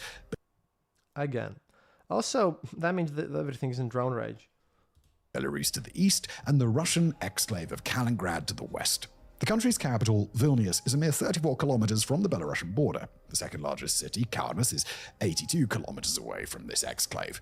Some of us war fronts have had to deal with longer commutes than that, so in theory, a joint Russian-Belarusian attack might be able to seize both urban centers in a matter of hours. In theory, and might, again, we've seen worse. There have been more defenses. It just has no precedent. This might stuff presumes that Russia functions as they function on paper, and I really don't know where a couple of hours comes from. This is heavily underestimating our capabilities and the reality on the ground. Then they could easily cover the distance of a little over 100 kilometers separating Vilnius and Kaunas, thus seizing the vital Suwalki Gap and cutting off entirely Lithuania, Latvia, and Estonia from the closest contiguous ally, Poland. And once we cut off Poland and the rest of Europe, the Baltics will sorely feel the fangs of another strategic weakness. Also, another little thing, my village where I live, 200 people live here. Most of them are Belarusian, by the way. We have extremely warm ties with Belarusian people, historically have. Also, we, lots of smuggling culture here. We know people on the other side who know us. It's not like we're totally disconnected from them. They also would probably help us, and Belarus already has a guerrilla network. And seeing that as the war started, a lot of journalists from the neighboring region on the Estonian side on the Russian side of Lake Peipus from Pskov also arrived here. They have relatives across the border. I have relatives living in Petersburg. This presumes that everyone just would support all this situation going on, and that there's no corruption, and that this whole situation relies on, technically he's not lying that in once in a blue moon, if suddenly there's, I don't know. Basically, this is possible only if everything that the Vatniks normally complain about, if all the fantastical Vatnik plans about how Russia should look like, their fantastical, beautiful Russia of the future, all that stuff, if that would fit in, and Igor Girkin would command this everything personally and had researched everything for insane amount of time, then maybe, but it's way less realistic than he portrays it here.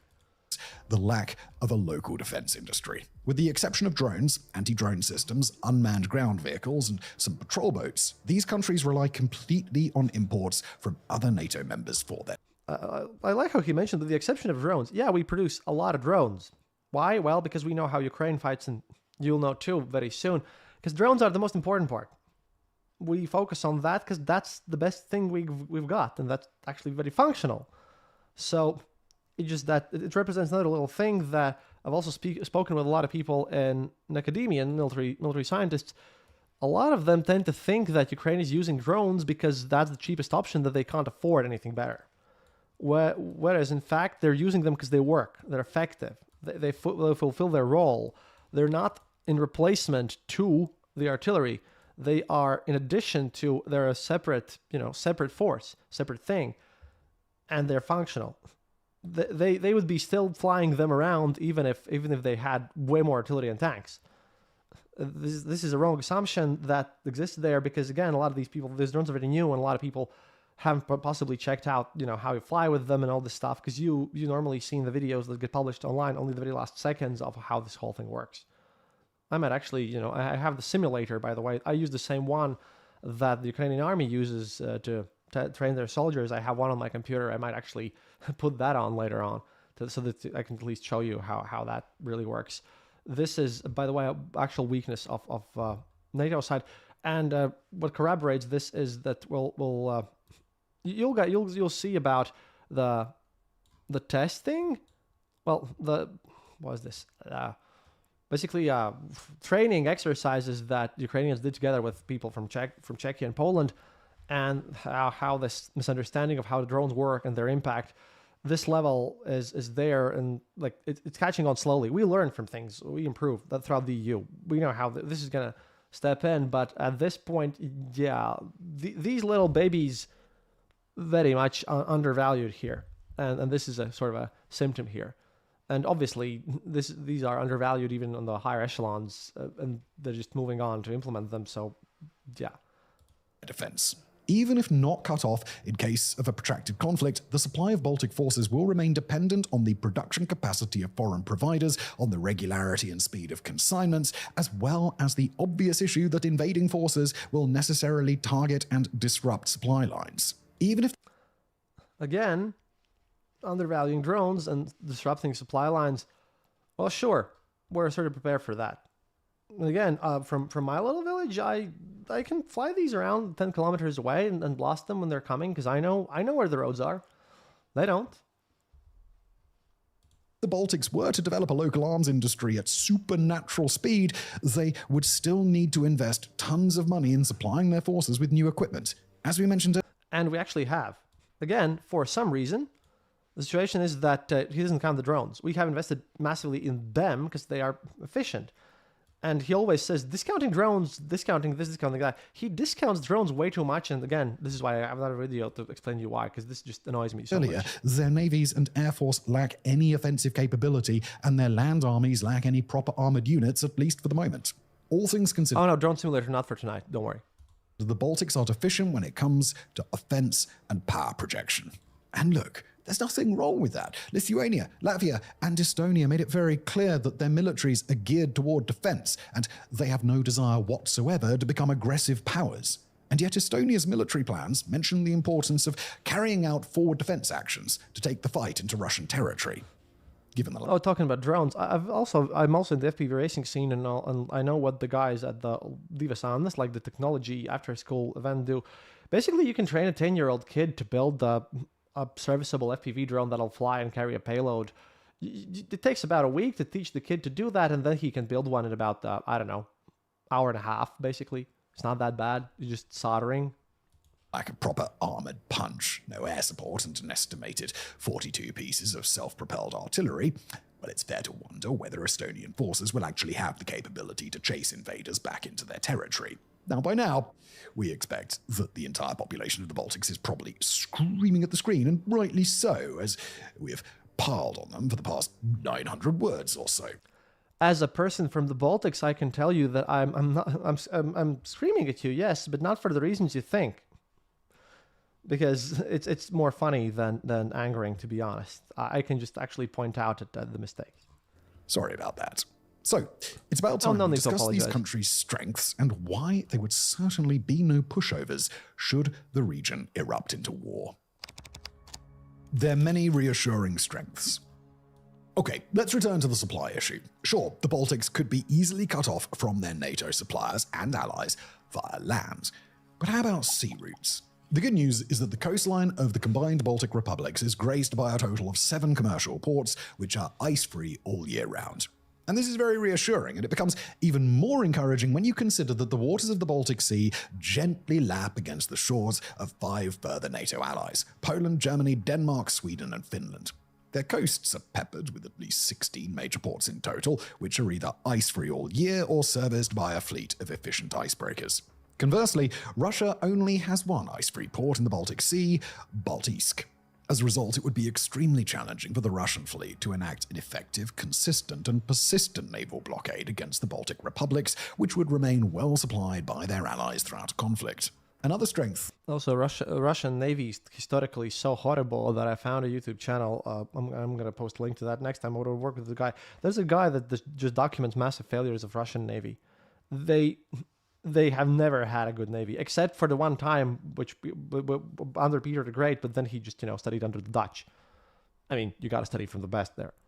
At the disposal of the 3 republics is their pool of reservists and well-motivated citizen soldiers. And yes, there is no need to point out that we already presented an over-reliance on these types of units as a weakness, thank you very much. But this doctrinal approach does have some inherent strengths. Should the chain of command work properly, should all reservist units be adequately trained, briefed, and equipped, population centers in these republics would become an urban warfare hellscape for any invader foolish enough to venture to their streets.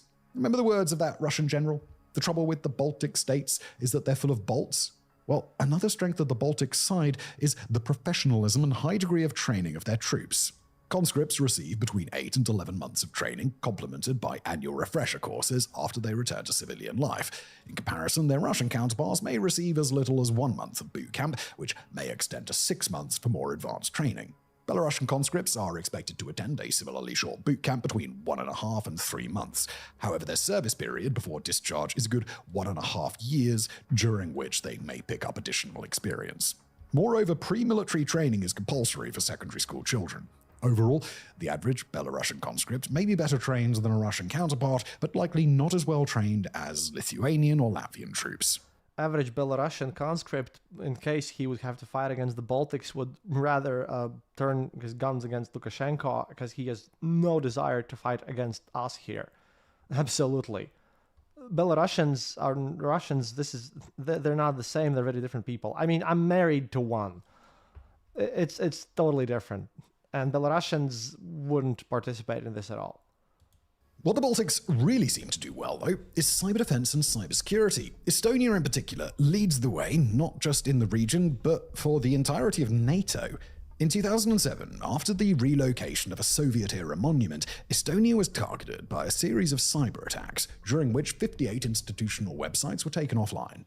The culprit behind the attacks has never been conclusively identified, but they have been attributed to Russian agents. The 2007 events were a turning point, prompting the Estonian government to put cyber defense at the top of their priorities. Since then, the government has greatly invested in the development of cybersecurity capabilities, setting up dedicated bureaus such as the Cyber Defense Unit, or CDU, and the Information System Authority. Shout out to my friend Arets, who is one of the people who's actively working on this on the Latvian side. According to the latter, Estonian networks are under constant threat and pressure from malicious state actors. In 2023 alone, the CDU had to contend with 2,672 incidents with impact and 302 distributed denial of service incidents. These are cyber attacks in which an online service is overwhelmed by a flood of malicious traffic. These numbers represented a 400% increase versus 2022. As is the case with the real world, the cyber defense domain is also considered to be a responsibility and a duty for every citizen, not just the military and security services. The CDU, in fact, provides assistance for civilians, for example, with their CyberX courses, which train civil servants about digital security awareness. The CDU is not alone in their efforts, as they're reinforced by the expert hands of Estonia's intelligence services. The VLA and Kapo take the lead on protecting the country's classified networks and guarding the digital safety of politicians, scientists, and diplomats. As I was told, this is what happens when you get pestered by interference in elections all the time, constantly. Operations conducted by giant-ass aircraft carrier battle groups. They are the experts, so much so that the country is in charge of training other NATO forces in the art of digital war. Quite fittingly, NATO has based their Cooperative Cyber Defense Center of Excellence in Tallinn, an institution dedicated to organize. But yeah, this is their specialty. Latvia does the demining stuff the most. I don't know what Lithuania does, but Estonia does cyber defense. We are sappers, deminers, and combat engineers for NATO. We decided that we should be really, really good at one thing so that there would be motivation of other, so that we would be useful. That's our whole strategy here. Large-scale training events such as the annual Locked Shields exercise. But perhaps the greatest strength playing in the Baltic side is the power of friendship. Power of friendship. Or, in a less corny way, the power of bilateral, trilateral, and multilateral alliances. The three republics launched their first joint military effort in 1995. This was the Baltic Battalion, or BALTBAT, which brought together 1,200 troops from all three countries. BALTBAT was disbanded in 2003, just before the Baltics joined NATO, but it laid the groundwork for further trilateral projects. This includes the Baltic Naval Squadron, a combined fleet of 25 vessels. Oh yeah, and of course right now we're hanging out with Poland and Finland a lot. Which has conducted more than 100 exercises and is better known by the incredibly badass name of Baltron.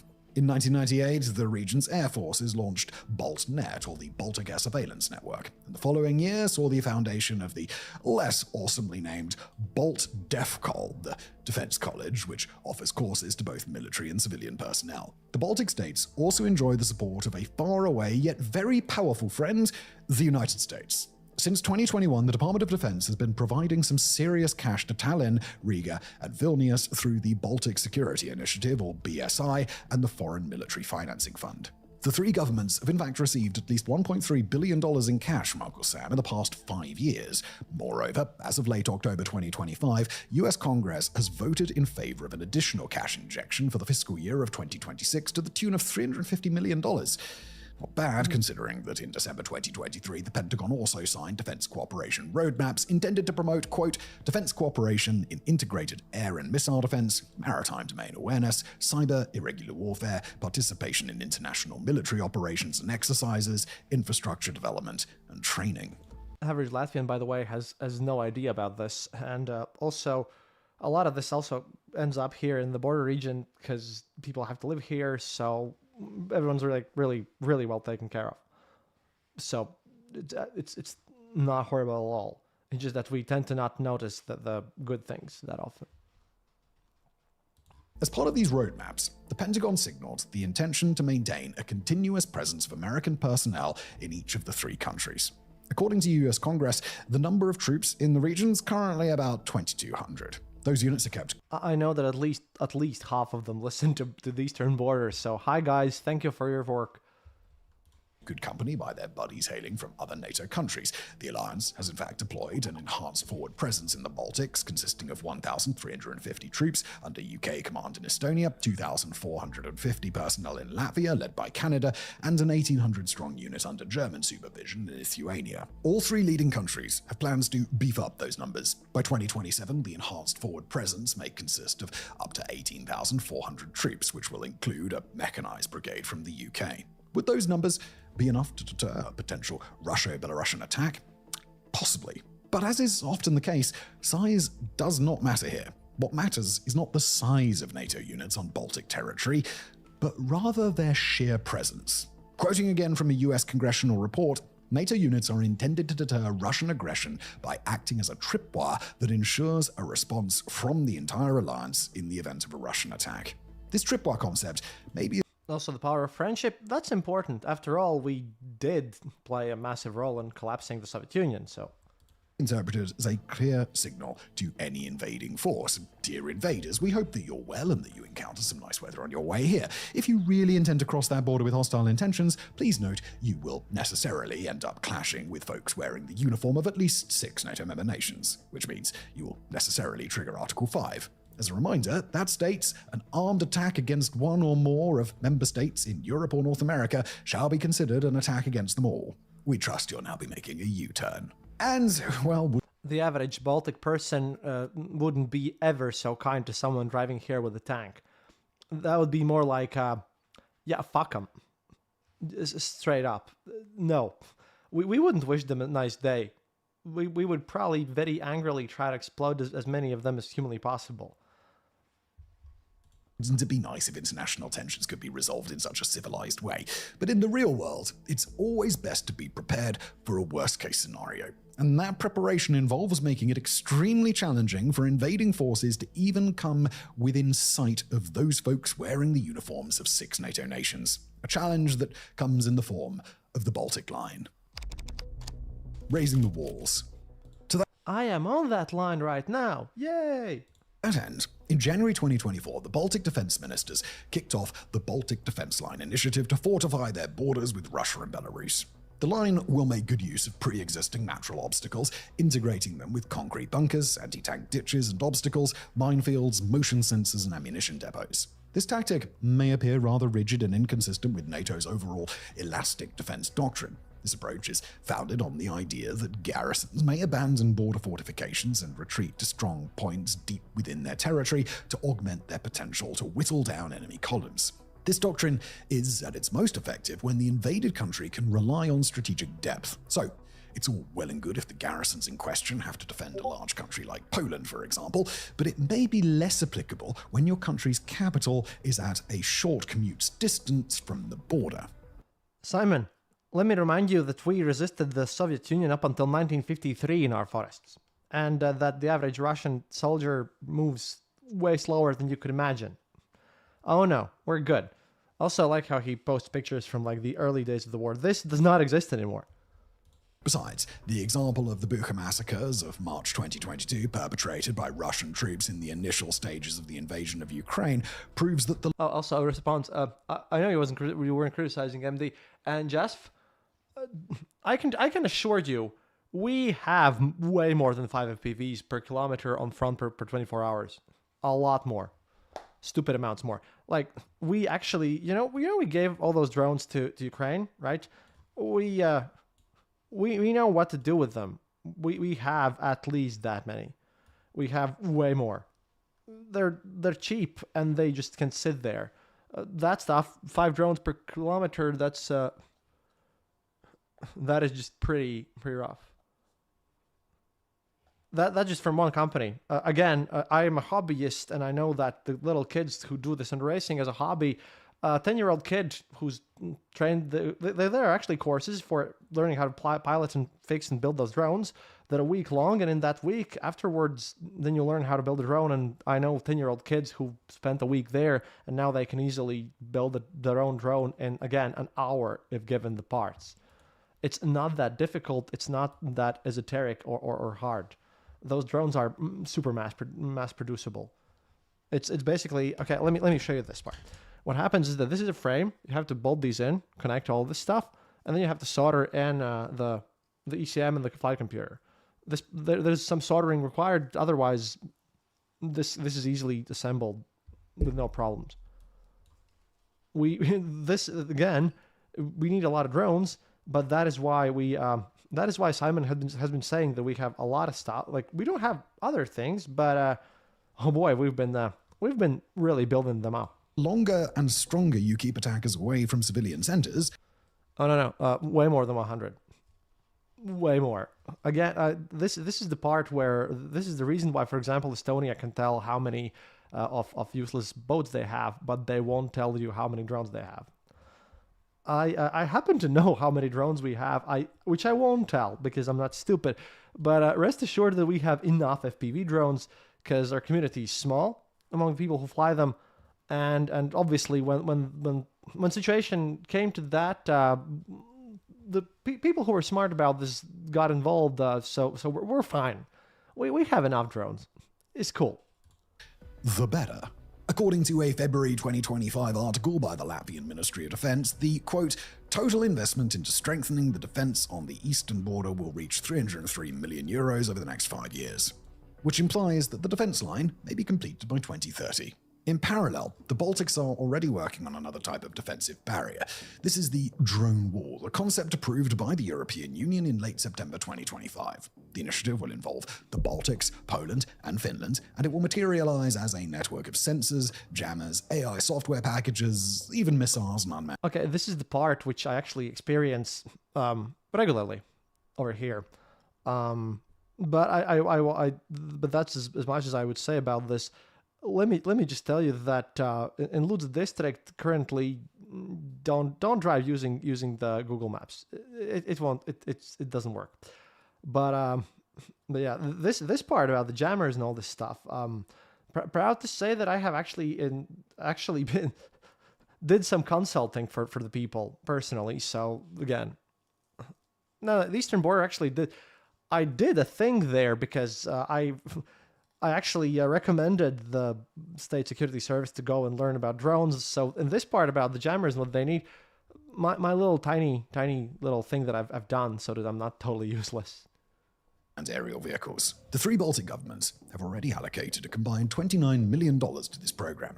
According to EU Foreign Policy Chief Kaja Kallas, the budget should ensure complete. Again, one of these, if you put in the standard camera and replace all this stuff, I know that if you get the details in bulk, one of these costs like what you can build it for like 115 euros. That's how much a racing drone costs. So this is how much like we're saving. Of the drone wall by 2027. So that's the drone wall completed by 2027 and the Baltic defense line by 2030. But will that be soon enough? And even if the three Baltics complete all initiatives in record time, even if NATO's enhanced forward presence is ramped up, would all these measures be enough to deter an invasion? Well, that, of course, is only a matter of opinion and speculation. In our humble view, it would make much more strategic sense for Russia and its ally Belarus to just leave the Baltics alone. Feel free to tear us apart in the comments, but the ultimate material gain from gobbling up Estonia, Latvia, and Lithuania would amount to seizing an additional stretch of coastline on the Baltic Sea with access to 7 large, well-equipped, ice-free commercial ports. But would that really be so advantageous? The remainder of the Baltic coastlines, and arguably the Baltic Sea itself, would still be firmly in the hands of an array of hostile NATO countries, 2 of which, Denmark and Sweden, would exert control over the Øresund and Great Belt Straits connecting the Baltic to the North Sea, and therefore the Atlantic Ocean. Seizing the 3 Baltics. This is where I'm going to stop this because we're going to have to move on. But this is the one final mistake that I like to point out. Putin didn't start the war in Ukraine because it was beneficial to Russia. Russia's economy is in total shambles. Putin doesn't do things because he's calculated some benefits out of all this mess. It's not how Putin works. If Putin's going to invade us, he's going to do it to get into history books and, get a glorious victory and, exterminate the Baltics from the map. We are preparing for that thing. We're not preparing to, we're not doing this to show some resistance and then just go home and rest. Oh no, it's a whole different story. But at least now you know what he was worried about. Now I'm not going to waste your time because it's late here for me and for you too if you're European. I will now put on Michael Naki with subtitles. He lives in Lithuania now. He used to work in Echo Moskve when that was still good. And he, again, works with a lot of Ukrainians. Really does everything he can, fully respected, but he has, again, his own things he doesn't get exactly correct about the rest of Europe. This is the part where you, my dear audience, is going to have to comment, since basically he has his own weird stereotypes about Europe, and again, all this is to just see how they're talking about the same situation. This whole thing is called Europe is not ready to Russian attack. The danger of a massive war. This is his take on the situation, and he's worried about quite different things than Simon and his team were, which is the interesting part because then you can contrast all this and listen to his arguments. A lot of them are right, but when Simon stated our weaknesses, I didn't criticize all of it. In some cases, he was totally correct. We were misunderstood maybe at some points, but it kind of makes sense, and we do need the NATO people here. It's just that we have some solutions. Again, we're not stupid. We have been calculating this stuff. But now there's another thing. See, Western countries, especially when it comes to this military thing, they tend to think that we're somehow, dumber or something. Meanwhile, I've noticed that on the other side represented by Michael Naki and other people from, eastern border parts, a lot of them tend to think that you guys are super naive. It's because you're nice.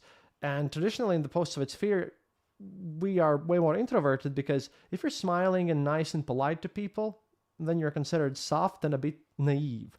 So they often mistake niceness for weakness. And also, what they often mistake is the fact that they presume that you're naive, therefore you must always be, stating everything openly. For example, when Mark Rutte stated, his facts about why we're not doing, blowing up Russia's planes, I think we should blow up one. However, I got a nice little argument there from a person, again, in the intel community. It's just that NATO doesn't want Russia to know how we could blow them up. We don't want to show all of our cards. And then it made sense. Then again, you have to please forgive me for being a bit emotional when, when it's happening quite near where I live. But he has his mistakes too. This is I'm really trying to do this from all perspectives. But let's go. Naki is a bit shorter. Here's what he has to say from Ukrainian perspective too. В Европе все чаще предрекают войну с Россией, причем еще до конца этого десятилетия. Многие обсуждают сценарий этой войны, а кто-то, например, я, говорит, что она уже идет на наших глазах. В Европе, похоже, наконец-то осознали, что происходит, и стали, как говорится, не ждать, а готовиться. Как у них это получается, поговорим в сегодняшнем видео. Начнем с цитаты, которая почему-то взбудоражила Z-помойку. Министр обороны ФРГ Борис Писториус в интервью одному из немецких СМИ ответил на вопрос о том, когда Россия может напасть на страны НАТО. Это вопрос спекулятивный. Военные эксперты и разведка примерно оценивают, когда Россия восстановит силы для атаки на страну НАТО на Востоке. Мы всегда говорили, это может произойти с 2029 года. Yeah, sorry. I know Naki will not sue me, so I can remove this one. Here you go. And I will move this here so you can see the subtitles.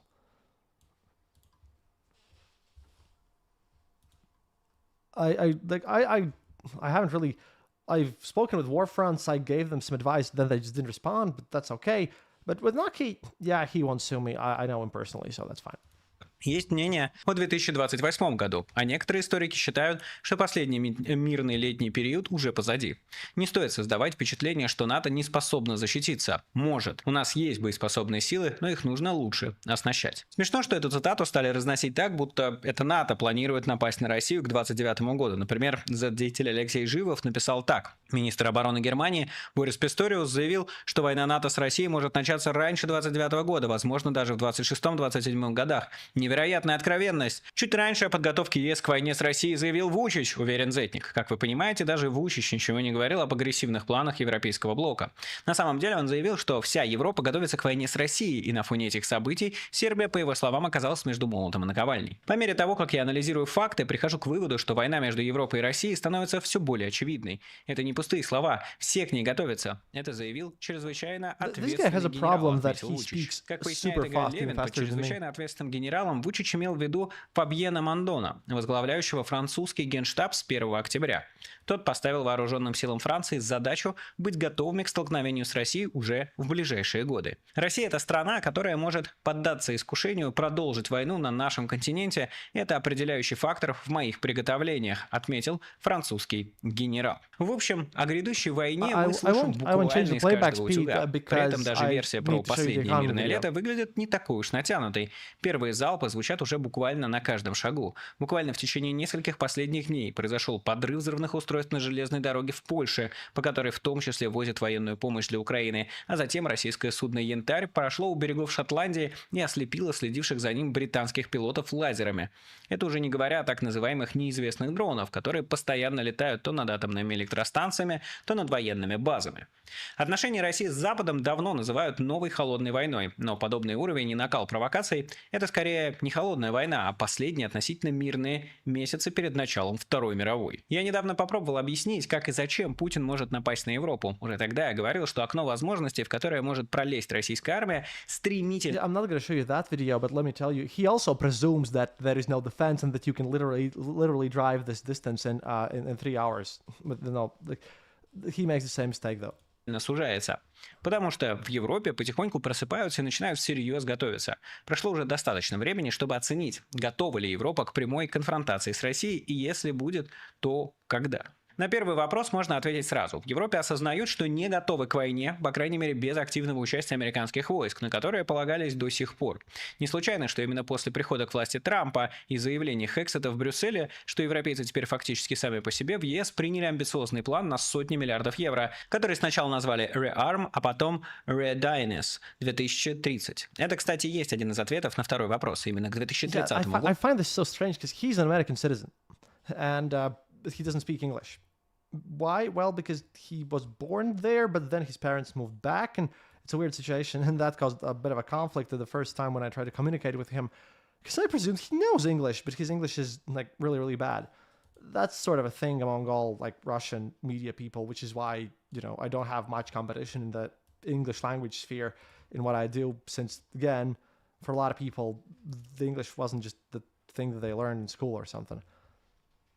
Году планируется завершить программу перевооружения, которая позволит противостоять российской армии на равных. Но что значит Европа не готова к войне? Почему 500 с лишним миллионов европейцев боятся противостоять 140 миллионам россиян? Казалось бы, это должен быть самый односторонний конфликт в истории Европы. Чего же, собственно, не хватает европейцам? Ответ на этот вопрос попытался дать финский волонтер Джонни Аскола. Вот что он написал. Может ли Европа победить Россию в реальной войне? На бумаге – да. В реальности мы не готовы.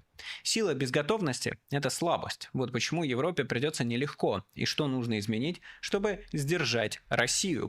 Yeah, here's the number one thing. If in the West you look at the Baltic defense system as like us being just 6 million with our flaws and weaknesses, then over there, especially like in the Russian opposition sphere and Russia in general, they don't look at it this way. They look at it as if we would be one big unified force already.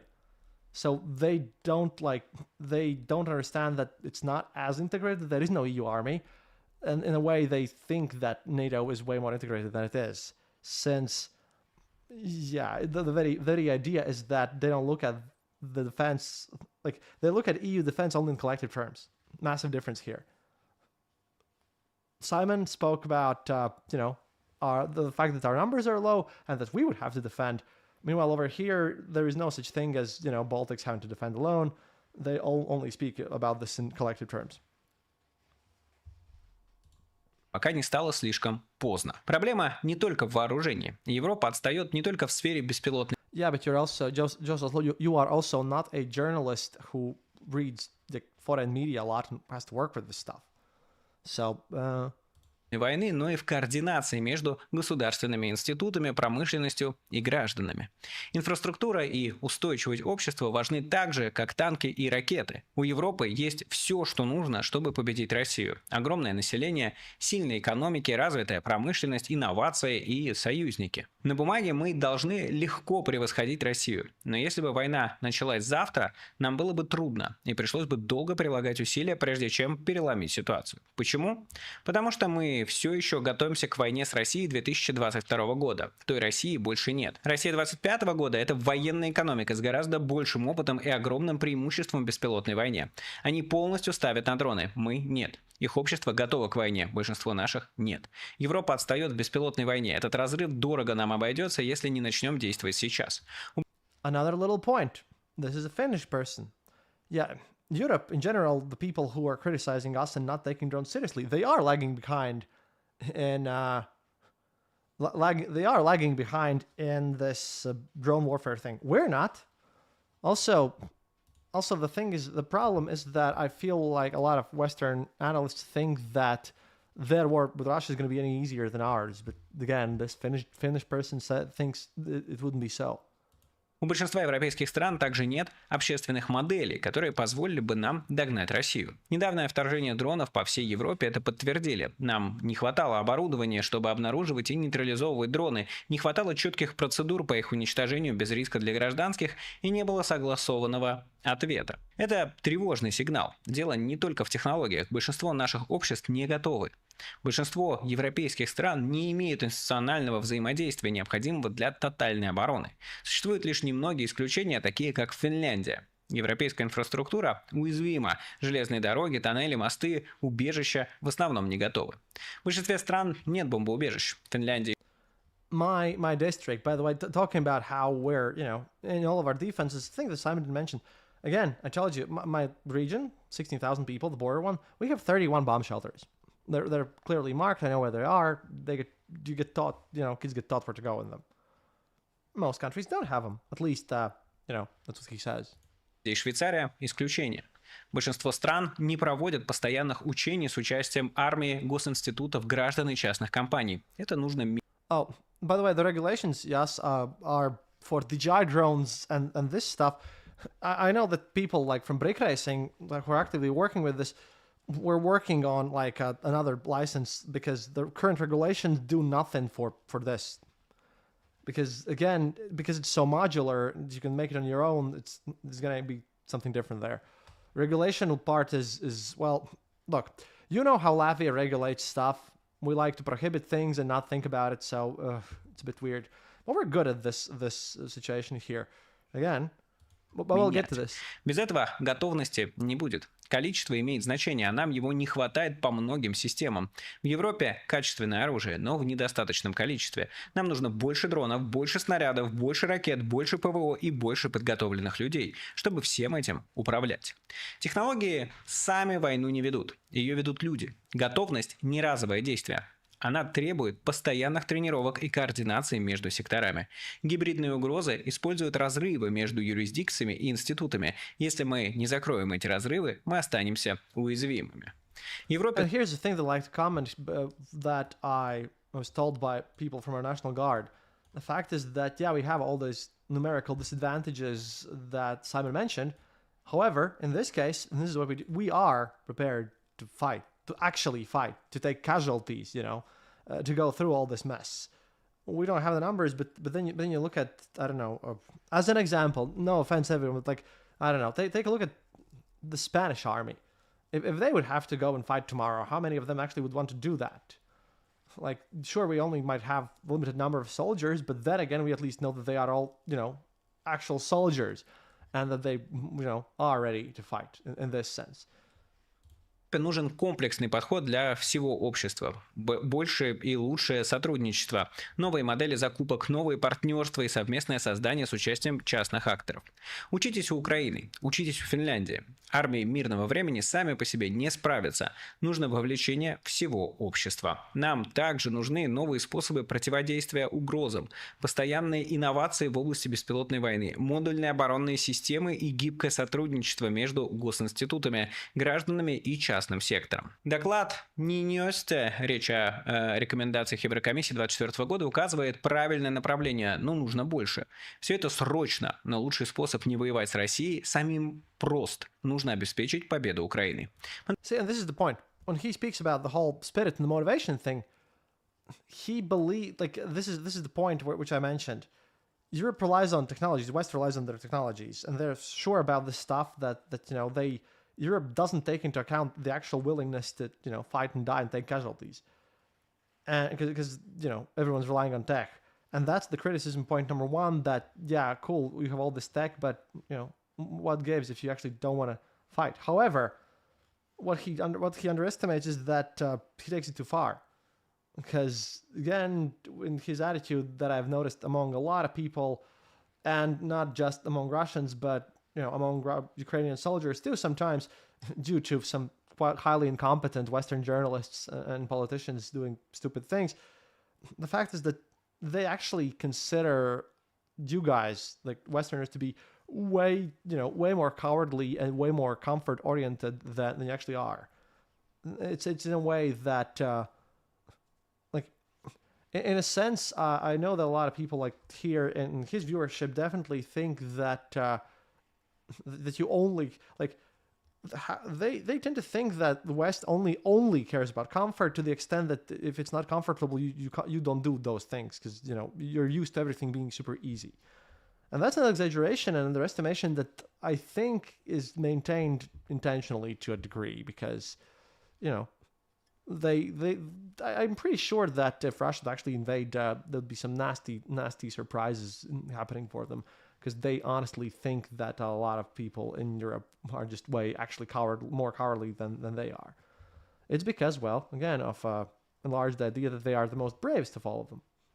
Мы должны полностью поддержать Украину. Мы должны, наконец, предоставить Украине замороженные российские активы. Наши юридические страхи не могут перевешивать выживание Украины и Европы, резюмирует Оскола. Что касается неготовности европейцев к войне дронов, то в этом все убедились после налета Гербер на Польшу и последовавшего за этим множество инцидентов, когда каждый раз дроны, поглазев на европейские стратегические объекты, улетали в неизвестном направлении. В большинстве европейских стран только начинают работать над законодательством, которое позволило бы полиции и армии сбивать дроны в их собственном небе.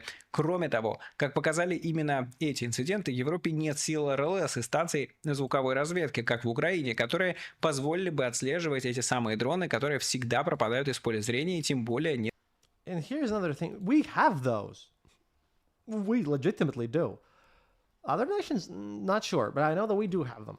Because these are important. Мобильных групп и расчетов БПЛА, БПЛА-перехватчиков, которые позволяли бы справляться с дронами чем-то помимо ракет, каждый из которых на пару порядков дороже цели. Исправить положение должен был проект Another thing that, by the way, plays to EU's advantage from these guys is that, because I've also worked with EU institutions, the average Russian person, the average Russian media worker even, has basically zero idea about how exactly wealthy the EU actually is. They presume that EU has like a wealth of they presume EU manages about the same amount of money as Russia, because that's like a lot of money.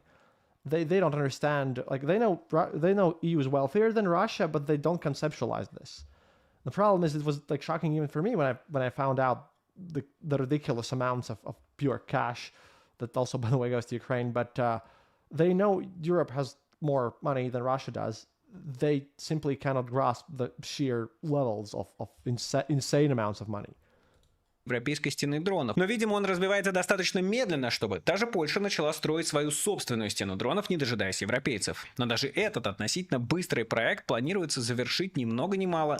I like how he skips Baltics because, again, we're not officiating this, but our drone wall is tied to their drone wall. It's just we like to keep it quiet, you know. You have to be silent in the forests. But yeah, when he speaks about Finland and Poland doing things, always attach, and the Baltics are participating in this project too, because lately, since the war started, we basically hang out like Finland, Baltics, and Poland. If someone does something, then rest assured everyone else is just tied into it. There's some collaboration between ministries. We hang out pretty closely right now. За 2 года, а Путин может и не дать столько времени на подготовку. При этом, как выясняется, польская армия не готова к войне дронов и на тактическом уровне, как и другие ее союзники. Вообще, Польша замечательно подготовилась к предыдущей войне. Буквально на днях завершилась поставка 180 современных южнокорейских танков К-2 Black Panther. Польская армия также обзавелась южнокорейскими САУ и американскими РЗО Хаймерс. В общем, всем необходимым, чтобы встретить российскую армию образца февраля 2022 года. Не случайно нынешняя волна польского перевооружения началась сразу после начала полномасштабной войны с Украиной. И, к чести сказать, практически вся старая техника, которую планировалось заменить, отправилась украинским силам обороны. Чего не появилось у Польши, так этого бесценного многолетнего опыта боевых действий, чтобы сейчас резко проявляться на полигонах, где польские инструкторы обучают украинских военных. Ну, вернее, пытаются обучать по учебникам. This is the important part. В лучшем случае 20-летней свежести. Это замечательно описано в нашумевшем материале украинской службы BBC. Многие украинские военные, прошедшие обучение в Польше, жалуются, что их готовят к войне прошлого, без дронов, по натовским сценариям из Ирака, Афганистана, где о беспилотниках еще не шло речи вообще. Лишь в начале октября в Польше открыли первый дроновый полигон Йомсборг, построенный на средства Норвегии. В обороне речного берега участвуют 4 БТРа. Oh yeah, from Latvian people, I bet you didn't know, but like we've had an FPV drone racing scene for years now, and that we actually have a primary school, a Catholic school for boys near Bauska that has an aviation like specialty. They have a drone track, they have flight simulators. We've been on this for a while. Один из них переезжает по мосту на другой берег. Это экипаж разведчиков, цитирует одного из польских инструкторов, переводчик Виталий, имя изменено, который в конце 2024 года проходил ротацию с украинскими военными на западе Польши. Перед тем, как мы двинемся дальше, я напомню, что вы можете поддержать это видео вашим лайком, комментарием и подпиской на канал. Все эти действия, вообще в принципе пользоваться чем вы захотите, все это будет доступно вам с помощью NVPN, купить который можно по ссылке в описании, покупать его будет поддерживать этот канал. Ну и напомню, что покупка VPN, их использование в России все еще легально и, собственно, не возбраняется. Ну а мы двигаемся дальше. Классе «Растерянная тишина», продолжает он. Более половины аудитории морпехи, которые прошли Крынки, операцию на левом берегу Херсонской области в 2023 году.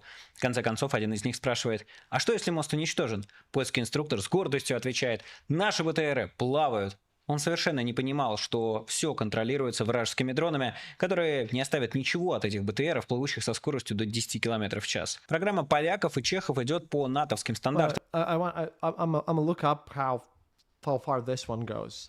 so that I can tell you. Но у поляков я увидел украинскую армию конца 2013 года, говорит командир батальона одной из штурмовых бригад, которые сейчас воюют на Покровском направлении. Майор с позывным 18 и поясняет. Уставщина. Мера безопасности, над каждым солдатом ходит инструктор. Они учили тому, чего наш солдат в реальном бою не увидит. Например, рассказывает комбат, обучение по тактической медицине опиралось на правила золотого часа, стандарт эвакуации раненых в течение 60 минут, который появился после войн в Ираке и Афганистане. Для Украины это горькая ирония. На Ближнем Востоке эвакуацию проводили при воздушном превосходстве США, и невозможно сравнить это с эвакуацией из-под прицела десятков дронов.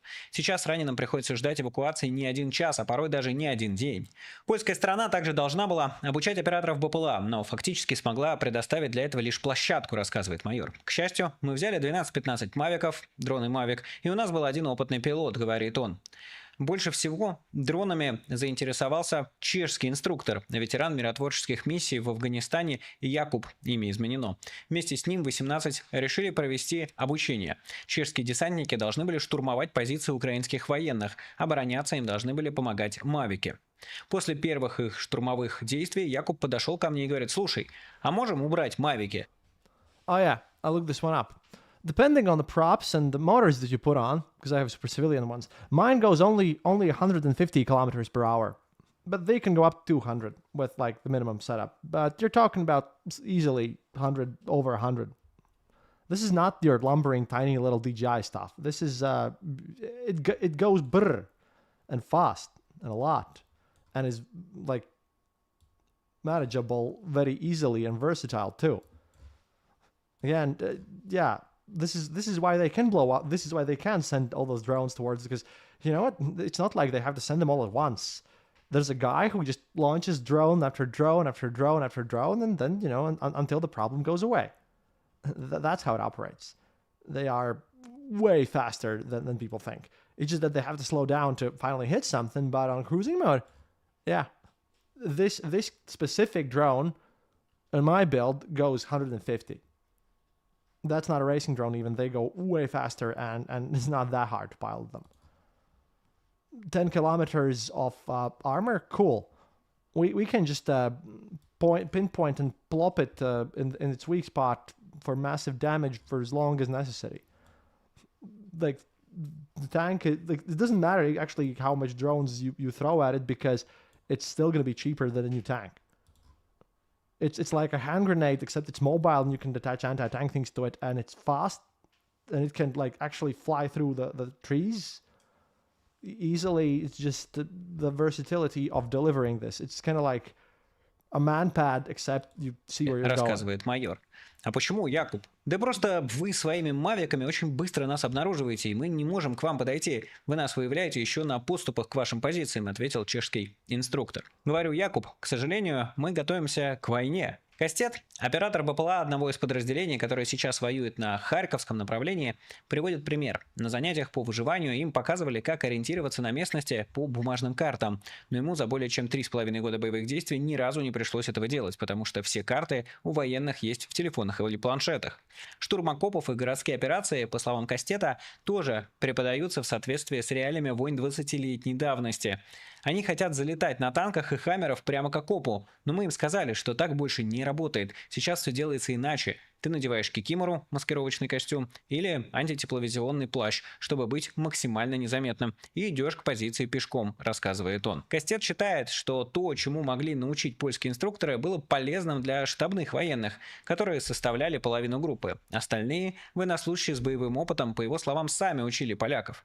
Показывали им, как правильно штурмовать с помощью дрона и насколько это проще. Они были в шоке, говорит он, и добавляет, что даже получил за это грамоту от инструкторов. В то же время, как отмечает собеседник BBC, иностранные и украинские инструкторы уже работают за границей над такими программами, которые включают дроны. Есть как минимум один учебный центр в Польше, где уже обучают с учетом реалий дроновой войны. А отдельных курсов именно по управлению дронами нет, потому что у иностранных партнеров нет такого опыта. Речь, вероятно, идет о тренировочном лагере Йомсборг, который официально открыли в начале октября на юго-востоке Польши. По данным польского телеканала ТВП-3, учебный центр построили на деньги Королевства Норвегии. В то же время, как Thank you, сообщает Norway. норвежская медиа НРК, Йомсборг является частью операции «Легион», в рамках которой Украине также поставляют оружие и оборудование. Ее возглавляет Норвегия, а участие принимают все североевропейские страны, Балтия и Польша. Первые группы украинских военных начали обучение в Йомсбурге уже в сентябре, и подготовку осуществляют норвежские инструкторы. Украинский инструктор с позывным Дарий рассказал НРК, что украинцы участвовали в разработке учебных программ, а само обучение будет двусторонним. Украинские военные будут передавать норвежцам свой боевой опыт. Польский доброволец ВСУ Журек, профессиональный военный, соглашается, что проблемы, о которых рассказывают украинские бойцы и переводчики, реальные, однако не только в Польше. По его мнению, натовские командиры осознают, как изменилась война за последние годы, но блокируют обновление методичек, потому что тогда им пришлось бы признать, что они делают что-то неправильно. This, by the way, is a thing that I've noticed, and this is what I've also spoken with Evid's mom about this, because Evid's mom is actually biologist that goes to conferences and do this stuff. And that's a definite thing. And like in my media stuff too, you know my situation with ads and everything. Like, if you go to these like high offices and places, they very much still think that that they are. I don't know why, but they tend to think that our ideas are somehow worse, that we're somehow dumber, that we're doing things the wrong way. Which, by the way, is exactly what Simon did, because he specifically said, besides drones, they don't have anything. Yeah, because as you can clearly see here, it's not like drones are the most important thing that you need to have, and we have that. Basically, Simon criticized us, or Simon's writer criticized the Baltics for, that we're not ready for the previous war. What he described was the previous war. We're not ready for that, due to people like, me and guys like me who actually got in contact with this stuff. We're ready for when Russia actually invades, we know what to do to, wage this one. We know how things work and all that stuff. And the fact that, it goes like, oh, look at the Baltics, they're not doing this and that, and yeah, we're not rich. We can't afford to do all the stuff that looks pretty in parade, but doesn't really serve a function. And that's a big issue here, because think about it. Like, if there won't be some sort of understanding that we should be more unified, that you can have your pride about your you finishing some better qualified school, university than such, this slight elitistic arrogance, well, yeah, this disconnect, people feel it here, and in the media side as well. A lot of weird feelings of superiority from people who don't even really do any better job than I do. Miscommunication and mistrust, because I know what he's talking about, because the communication just if the soldiers in Ukraine are telling their NATO instructor something new and giving new information, we expect to be treated like they expect to be treated like normal people, and their opinion will be taken into account. What they don't get, and which what they mistake for arrogance, is the fact that we have proper procedures in the EU and in NATO, because that gives strength to institutions, that strengthens the whole foundation. Change is slower because, not in a hurry, but then when it's going to be finally done, then it's going to be proper. He thinks change won't happen because he doesn't understand why sometimes you need to have this institutional legacy there, and why change happens slowly. There is like this attitude that, we don't know what we're talking about that much. Well, we do. But I also admit that there is resiliency in proper command structures, proper, everyone knowing where everything is going. Hastily implementing new changes without, making them properly in the right way, as, you should do them. If we just all of a sudden decided to change all of our plans and just to adapt to this in a weird, hasty way, then, pretty sure that armies on the western side of Europe who haven't seen a war, they'd be worse off than now without adapting them to. That is my criticism towards Naki, because he doesn't understand that, this, after all, isn't Russia. This is the civilized world where we at least like to do things, the way that they're supposed to be done, the proper way, the way with documentation and checks and balances and all this stuff. Другая причина, почему военная подготовка за Joe, границей не соответствует. Bye, Joe. This is going to be uploaded afterwards, anyways. You can skip it. You can just check it on later and finish up at your time. It's just that I slept really bad, and I wanted to do this tonight because I want to record a proper episode tomorrow. And in a way, all this traveling also, I need to get the streaming parts and all this mess, so it'll be fine. Героям слава! Ожиданиям украинских бойцов, по словам польского добровольца, заключается в штабных офицерах, военных с небольшим или вовсе отсутствующим боевым опытом. Майор 18 рассказывает, что во время обучения пытался убедить натовских инструкторов, поляков и чехов, что война изменилась, а значит, должна измениться и подготовка. Чехи, по его словам, прислушивались, некоторые даже делали заметки и пытались адаптировать программу прямо во время занятий.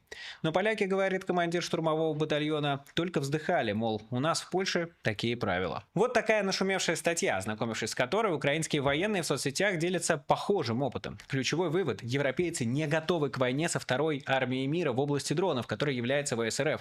И на подготовку нет тех почти 4 лет, которые понадобились Украине, чтобы завоевать мировое лидерство в беспилотной сфере и выстроить настоящую стену дронов, которая сейчас позволяет кое-как удерживать фронт. See, the thing is, again, I'd like to point this one out. Simon, representing the Western specialist, said that Latvia doesn't have time to do the development of drones and all this stuff fast. We need to do the military-industrial complex. But he emphasized the necessity of everyone knowing what they're doing, the proper chain of command, that there's no chaos, that nothing is spontaneous, that everything works structurally, the soundness. That's the kind of, the Roman way of waging war, the civilized one. The fact that, as Naki comes from Russia, after all, where he's worked as a journalist, he hasn't experienced, this whole structured way of doing things. Because to a lot of these people, even Russian liberals, as you can see here, to a lot of them, I feel like they perceive the bureaucracy and the slowness and the fact that everything is, calculated and everything. They presume that that's because, we can't do it otherwise. The problem is that what I've learned too, and quite well, is that we totally can do things quicker and like ignore the proper procedures, but no one's going to do that if they can avoid it, because avoiding the proper procedures and causing chaos is just going to make things worse. That's another thing. Like the West sort of underestimate us in the sense that they haven't grasped the war has changed. Meanwhile, Ukraine also wasn't that integrated before this, and they don't they didn't have this proper structure and proper institutions because they were demolished all the time. They believe that they believe that everything you need to do to win a war is to sit down and be a brave soldier who goes and takes a rifle and shoots someone. But no. Europe has amassed a lot of wealth and has survived because we are slow and boring, but then everything has paperwork, and then when something breaks down, there is no panic. People know what's going to happen. There are institutions, and they might be boring and such, but they are very useful and they exist for a reason. It's just that this institutional strength and this orderliness is mistaken again for weakness, and it's sort of a misunderstanding which both sides presume means that, they do this thing wrongly, therefore they do other things wrong as well. I hope that someone from actual military will check this one out, because this is a failure in communication on both sides, because they're talking about the same situation and draw completely opposite solutions. To Michael Naki and to people in Ukraine, to them, we in the Baltics, Poland and Finland are the only countries who are actually ready for war, which is quite the different conclusion from what Simon said. That's, again, in a way, I suppose, this is why I wanted to make this, because in a way we are, but, the kind of the disconnect between this communication has become so fractured that you always have to explain what you're doing, especially in our position here in the Baltics, because, we are, after all, we are in the bureaucratic side after all now. And we have to do that explanation and a lot of weird stuff going on for us, we're trying to squeeze in and take the best from both worlds. I hope I'm doing my part, but at least, I figured I could maybe show how and why this bad communication, and the fact that when people think about being ready to fight a war against Russia, and what does it even mean, that the opinions are so different, and they perceive completely different things as weaknesses and completely different things as what would be the necessary thing. It just causes a disconnect that is getting pretty serious at this point, because I'm not saying Simon has a disconnect, but definitely the sources from where his writers took the material. Oh yeah, there definitely needs to be more issues like that one.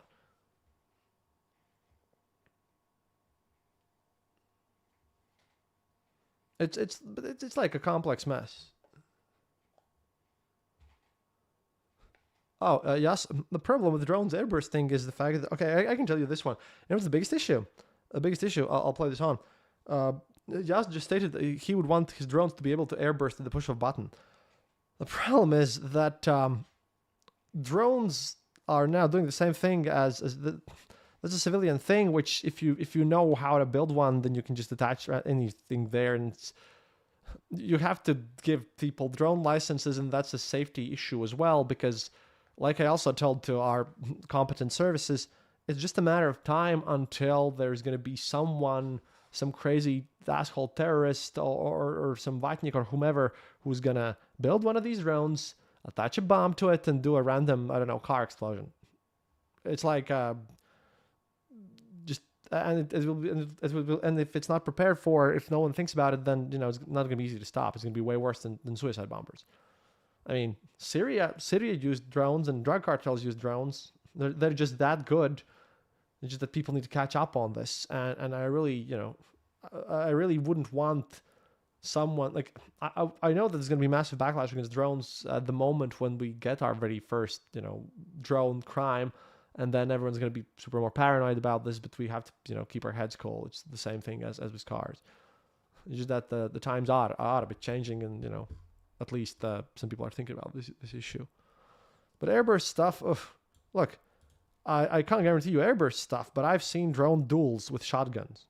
Like two drones, FPV ones, trying to down a Baba Yaga, but they're protected by their fighters, so to speak, which are literally just drones with a shotgun. I've seen a shotgun duel with drones, and I have seen drones literally jousting with like wooden spears, because people decided that, hey, look, we don't need to waste ammo if we want to bring down one of those bigger scouting drones. We can just attach a stake to it and fly it into the helicopter thingy. Oh, bring up multiple drones to a target area simultaneously? Oh, yeah, that's Чтобы already выйти doable. хотя бы в паритет с Россией, европейским армиям придется уже сейчас кардинально перелопатить. Let me show you my other drones. These are called tiny whips. They're about ye big, weigh 24 grams each. This is the tiny analog camera, by the way. These cost about, like, I don't know, 70 euros or something, fully built. You can get two, but these don't have an AI thing, but you can install a chip there where basically you pilot one drone, because with the goggles on, if you would look, you would go insane trying to pilot them all, but you can easily do swarms of them. And these things, they could possibly carry with bigger motors, probably tiny explosive thingies too. Shrapnel easily. And these ones, yeah, according to Latvian laws, these are toys. Although they have nice flight time, are pretty quick and nimble, and I've used them to film stuff. They don't even fall under any drone qualification, because they're like 24 grams and tiny. Another weird situation there. It's already happening. Airbursting drones are that's actively happening already. With one operator, is again, you pilot the stuff. оплачивать все свои учебные программы и методички, что невозможно без активного использования украинского опыта.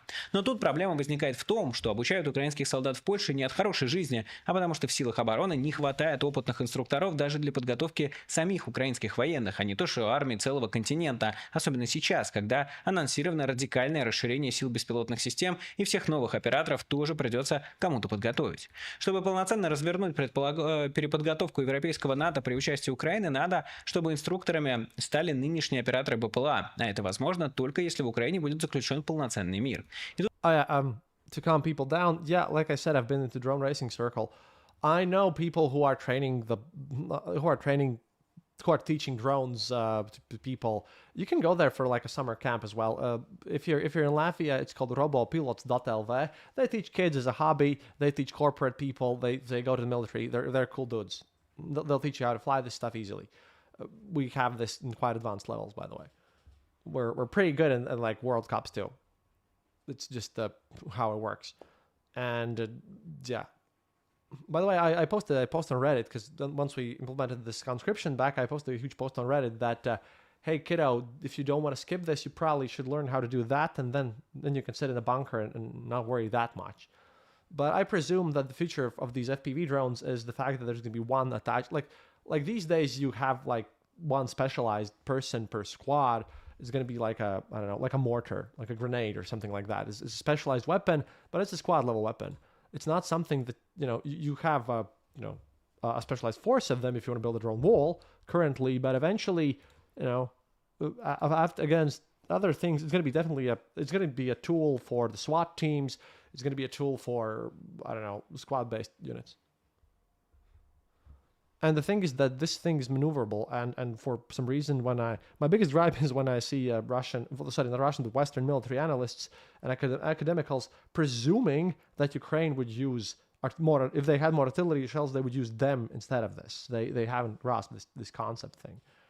This is the same thing that I complain about how academia in the West tends to be a bit stuck in that position. They're valuable, definitely. Their experience and institutions are worth it, but I just sometimes, like I said, like those guys, sometimes you just get frustrated with the idea that you simply don't know how to get through to make someone just listen to you a bit. But frustration is on both parts because the registration and getting accredited to Ukraine for their military, well, they have an obsession with stamps. The Ministry of Digitalization does work, but it doesn't connect everywhere. So just to be sure, there are issues all over the place for everyone. It's just that everyone has problems of different sort. Because I also don't want... this is not a complaint about, West bad or anything like that. No. Just that we should really, work together and communicate in all things and actually be open to learning and accepting that, maybe some things need to be changed and reforms done. That's the whole idea. Just that currently you can clearly see the completely different outlooks, which just really stunned me. И тут мы как раз переходим к финальному тезису Осколы, что главный залог победы Европы в поддержке Украины здесь и сейчас. Этот же тезис работает, если задуматься о вызовах для европейской оборонной промышленности. Я как-то записывал видео, в том числе о проблемах европейской оборонки по мотивам доклада Британского Королевского института Объединенных сил. Но тут повторю короче, что военная промышленность ЕС страдает от слишком долгих циклов разработки, испытаний и согласования, что не позволяет изготавливать те же дроны быстро и дешево, как это делают Украина и Россия. Разработки, длящиеся годами, не имеют никакого шанса быть конкурентами в беспилотной сфере, которая... Yeah, this is the thing that I've also spoken to people, especially the United States military has this flaw that they focus on the bigger, better boom. But this is AK-47, basically. These are...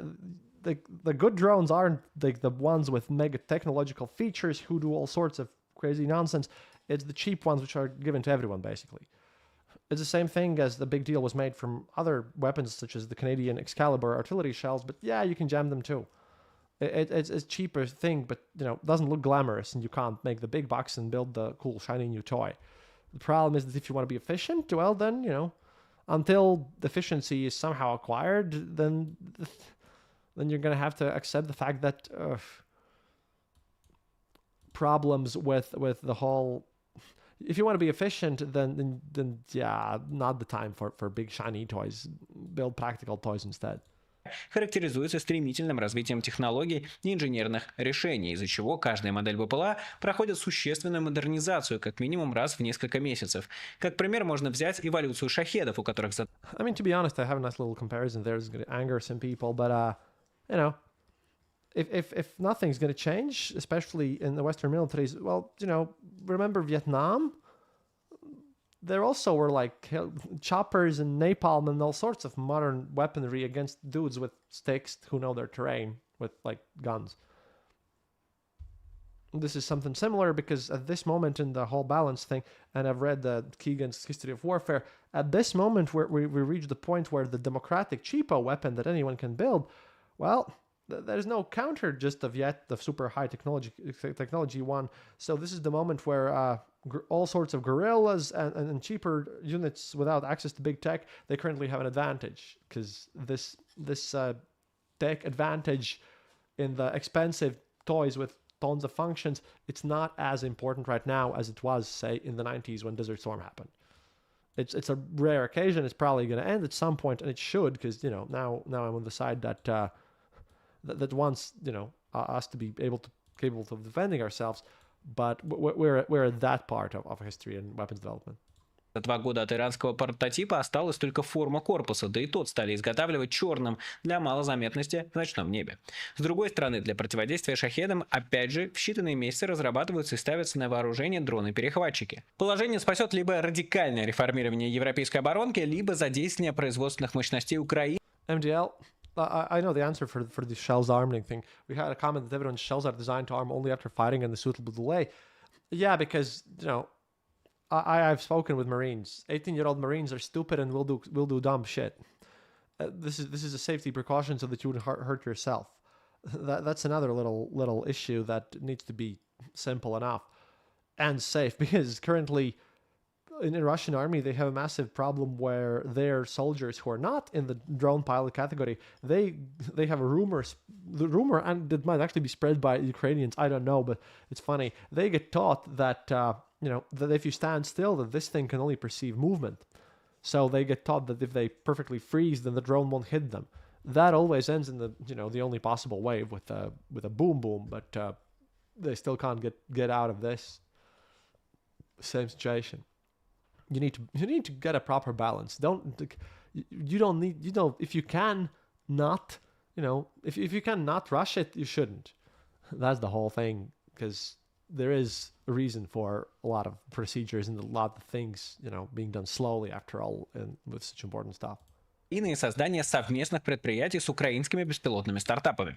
Уже сейчас происходит нечто подобное. Вспомнить хотя бы недавние инвестиции Space Systems в производство на территории Великобритании или совместно украинско-британский проект по производству зенитных БПЛА «Октопус», который тоже развернут на территории Соединенного Королевства. Но опять же, по-настоящему масштабировать этот опыт и превратить Украину в арсенал демократии мешает то, что мощности украинской беспилотной промышленности сейчас задействованы в первую очередь на покрытие нужд самой Украины, которые чем дальше, тем больше возрастают, в том числе потому, что российская беспилотная отрасль тоже не стоит на месте. Итак, чтобы украинская военная промышленность действительно начала работать на оборону всей Европы, необходимо скорейшее достижение мира. Еще одна проблема, о которой справедливо упоминает Оскола – недостаточное масштабирование производства. By the way, and you know why Western analysts are not that informed about the whole drone situation? Because in a lot of cases, as far as I know, a lot of journalists, war correspondents that were sent to the front lines, quite a lot of them from mainstream magazines, they didn't have military training. They didn't pay attention to this stuff. They weren't well trained in this. That wasn't their specialty. That wasn't what they were trained to do. They went there because, cool story. They didn't even understand that you might need special training and that you should probably pay attention to such details. That's another little thing, and why you actually, need qualified people who know what to look for. That's a bit of a thing, and the fact that self-complacency set in and people just probably didn't think about it. But here's a reason why actual journalism is oftentimes needed. Это скорее пережиток эпохи долгого мира, когда производственные мощности времен Холодной войны консервировались или вовсе распиливались за ненадобностью, а производство новых образцов вооружений оставалось относительно малосерийным.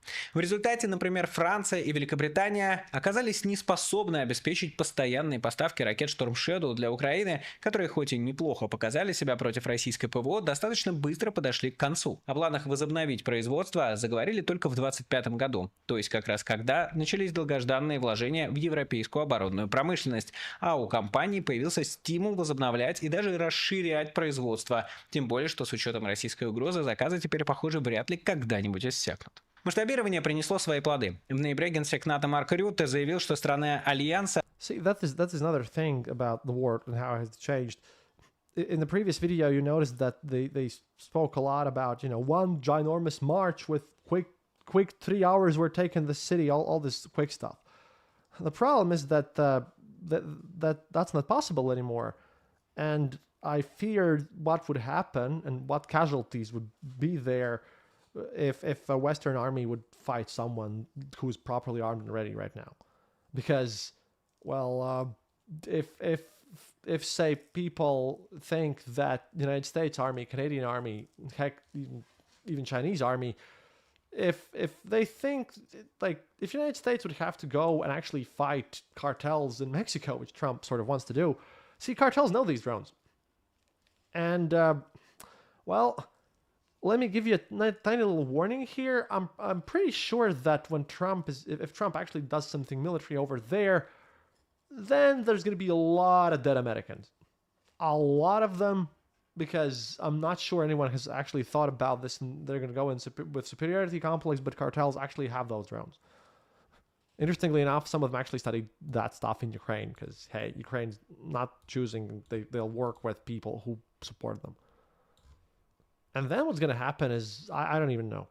But I can guarantee you that if next thing, you might be able to actually see another massive waste of resources and stupidity. And that makes me feel really sad. But that's the next way where possibly, you know, if nothing is going to change, and if the United States are just going to brute force this in their attempt to go gung-ho and push it like in the old days, oh boy. I'm sorry to say this, but I promise you a lot of dead Americans. Like a lot of dead Americans, to the point that everyone's going to be super confused and at a loss, and there's going to be confusion and no explanation for this. And when that happens, at least you guys will know that out there there has been warnings about this stuff, because what else they're going to do? They're going to fly these at large amounts. They have night vision too and everything. But yeah, that's my biggest fear, that at one point, out of self-confidence and without this forethought, we're going to see just some massive bloodshed, which could be totally avoided. And then, you know, after 9/11, already security situations bumped up horribly, and I'm afraid of what would happen if there's be something with these. Обогнали Россию в производстве артиллерийских боеприпасов. Большая часть заслуги здесь, конечно, принадлежит Пентагону, где программа наращивания производства боеприпасов была развернута еще при Байдене, и немецкому концерну Rheinmetall, который открывает заводы по всей Европе, в том числе на месте своих же предприятий, которые... I have to respond to just the problem with these drones is that they don't have any sort of stabilization, so putting things that have recoil on them is really, really bad. You can't do recoil. 80... Oh no, Venezuela has other issues, but Venezuela actually isn't. Venezuela isn't at the forefront of modern drone technologies. Venezuela won't give you the nasty surprise that I'm talking about. Venezuela is not there yet, as far as I know. That is, and that actually could turn into a worse scenario, because if things could go like, I don't know, somewhat smoothly in Venezuela, what happens if people presume that that's, you know, how it's going to go all the time everywhere? That would be even worse. 10 лет назад почему-то закрылись. Но, например, все в той же Великобритании тоже собираются разворачивать производство снарядов и прочих расходников. Ирония, конечно, в том, что... Wait for the subtitles. Why did subtitles go away? Oh, here we go. Это произошло уже тогда, когда влияние артиллерии на поле боя перестало быть таким определяющим, но при этом остается крайне важным, о чем говорят самые разные аналитики. Тот же Майкл Кофман, который регулярно посещает линию фронта. Конечно, проблем здесь хватает. Например, Россия до сих пор производит больше танков, и это если считать с нуля, они восстановленные со складов, чем все страны НАТО вместе взятые. Здесь, по крайней мере, в некоторых аспектах тоже может пригодиться помощь Украины, где иностранные компании уже открывают заводы по производству бронетехники, а с прекращением боевых действий станут делать это с удвоенной силой. Yeah, but the thing with the Поскольку в tanks Украине is до that сих пор имеется what избыток tanks and дешевой where, и because- квалифицированной рабочей. Because another little thing about the tanks and the whole Russian situation, he's right. Russia produces more tanks than all of NATO put together. And you might be wondering, well, where are they? Well, I can tell you, exploded by drones. Like, it's not a joke. They run out very quickly and easily. There is no massive stockpile of these tanks. They just get blown up constantly. It's not a it stops being a mystery if you understand how this whole situation works. And this is why I'm also, why people worry about this massive tank assault. It's not going to happen because they build insane amounts of them, but they just replace their losses and mostly use them as artillery. And they still have other issues such as the barrel building. Силы, что вкупе с инновациями за годы войны может стать залогом оборонного сотрудничества с Европой на годы вперед. Еще один фактор, который делает Европу не готовой к войне, это отсутствие, вернее, атрофия механизмов мобилизации. Если война с Россией окажется сколько-нибудь затяжной, она потребует постоянного пополнения не только техники, но и личного состава. В то же время в европейских странах только начали обсуждать возвращение призыва в армию, от которого по итогам победы в холодной войне пришлось отказаться. А ведь призыв — это не просто способ в моменте поддерживать численность вооруженных сил, это еще и способ пополнения пула резервистов, в которых можно в нужный момент призвать и отправить на фронт с минимальной подготовкой. Собственно, как раз немецкая, вернее, прусская система всеобщей воинской повинности позволила в 1870 году первым в мире мобикам одолеть формально профессиональную французскую армию, считавшуюся и лучшей в мире. И вот теперь Германия собирается вернуться к истокам, вводя обязательную медкомиссию для... For the Germans out there, one thing that all the Russian and Ukrainian analysts agree is that Merz is awesome. Merz does things the right way. Europe should listen more to Merz. Merz knows what's up. He's considered to be the most competent of European leaders at the moment, by the way. 18-летних юношей, призвав по жеребьевке в случае, если для пополнения Бундесвера не хватит добровольцев. А как показывает опыт российско-украинской войны, их точно не хватит, если только их заманивать совсем уж баснословными бонусами, на которые у европейцев не факт, что есть средства. В Польше идут еще дальше и вводят сразу всеобщую военную подготовку, которая должна охватить 500 тысяч человек до 2026 года. Понятно, что все это будет наталкиваться на сопротивление не желающих служить по призыву, и здесь, кстати, тоже пригодится украинский опыт, но Европа находится в лучшем положении, чем Украина, так как мобилизационный потенциал стран ЕС в разы выше, а не ниже российского. В конце концов, первая же страна, которая сделает службу в армии элементом упрощенного пути к получению гражданства, существенно увеличивает свой пул добровольцев. Еще одна проблема: обществам и государствам, которые живут по законам мирного времени, тяжело адаптироваться к нуждам времени военного. За примерами далеко ходить не надо. НАТО понадобится 45 дней для перевооружения, переброски на восток армии в случае российской агрессии, сообщает Financial Times. Издание пишет, что по оценкам чиновников ЕС сейчас на перемещение армии с западных портов и к границам Украины или РФ потребуется примерно 45 дней. Цель — сократить это время до 3-5 дней. Отмечается, что проблемы вызваны устаревшей инфраструктурой и лабиринтом бюрократических правил. Чтобы переправить военную технику через континент, требуется получение дипломатических разрешений вместе в каждой стране, причем в некоторых странах ЕС выдача разрешений может занимать до 45 дней. Кроме того, множество мостов и дорог в Европе не способны выдержать вес собственного танка, а непосредственно железнодорожные колеи в странах Балтии требуют трудоемкой перегрузки войск. Генерал Александр Зольфранк отвечает. Yeah, but another little thing that Naki makes, that little mistake here, that our railway and its messed upness is, well, let's just say we don't want to rush doing everything and upgrading our railroads because, look, we're not stupid, Michael Naki as well. The fact that we haven't fixed this stuff, again, See, whereas Simon, for example, saw us here in the Baltics as part of, these weird Baltic countries which barely count as the West. For Naki, we are part of the West, so he looks at us for this different thing. Because I've noticed it's not his fault, but a lot of that generation, they presume that we don't know, but we don't know in the other opposite direction. We're sort of stuck in the middle here and trying to understand things. It's just that, Naki, we know about the railroads. We know. The problem is that we try not to rely on them because, Michael Nike worries about railroads because railroads is what the Russian army uses for logistics and everything. Well, a lot of people use sea power and other means. Again, miscommunication and the very idea of what's important.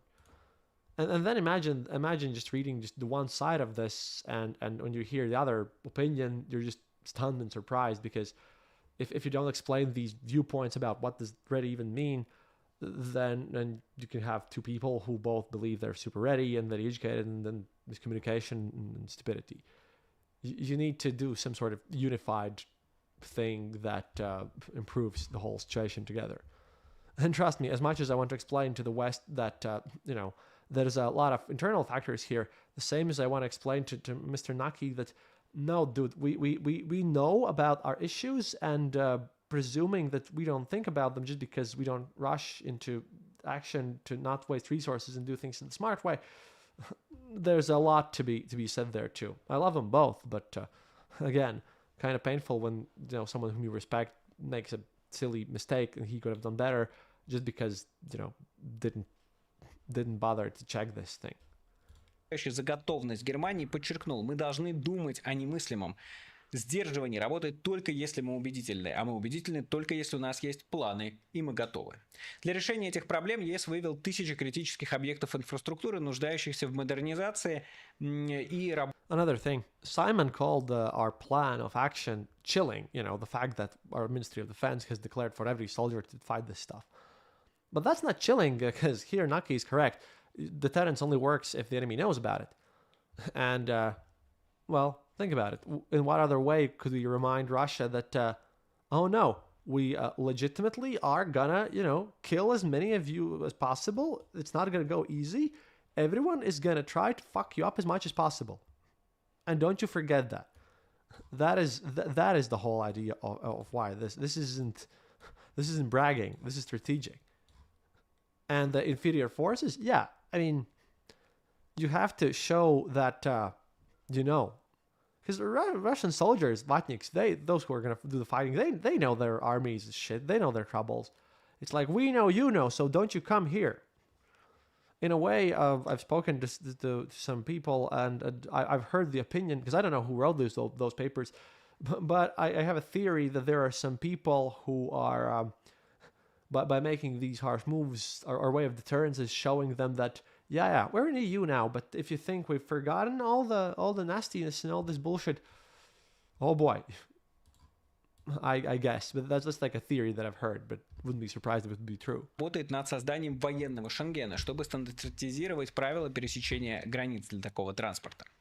Если на фразе «военный Шенген» у вас возникло ощущение дежавю, то он не зря. Я ровно такую же статью читал минимум трижды за последние годы, причем впервые об этой проблеме заговорили даже до начала полномасштабного российско-украинской войны, аккурат когда стали размещать постоянные гарнизоны НАТО в странах Балтии после аннексии Крыма. Однако, как видите, ВОЗ и ныне там, потому что бюрократическая машина ЕС, видимо, не спешит подстраиваться под военную необходимость. А давайте еще учтем, что, во-первых, в случае сценария полномасштабной войны России с Европой все эти проблемы будут усугубляться ударами ракет и дронов по узким местам в логистике, то есть хотя бы по все тем же мостам и зонам перегрузки на советскую колею.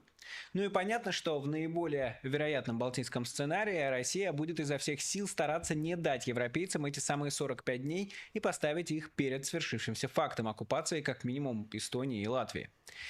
Yeah, that's the big issue. Naki, however, presumes that in 45 days we're going to be taken over, which is also not true. That's the whole situation. We're actively... Which is why I'm sitting here, and it's a bit weird position for me, because everyone thinks we're going to be run over.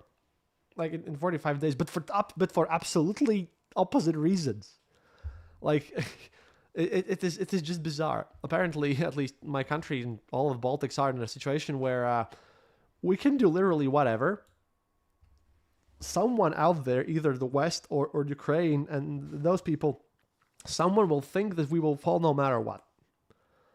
And then, this is why, I guess, if everyone thinks that way, well, better to keep it that way. Why start, bragging about this stuff? It's just that seems very silly about how this is going.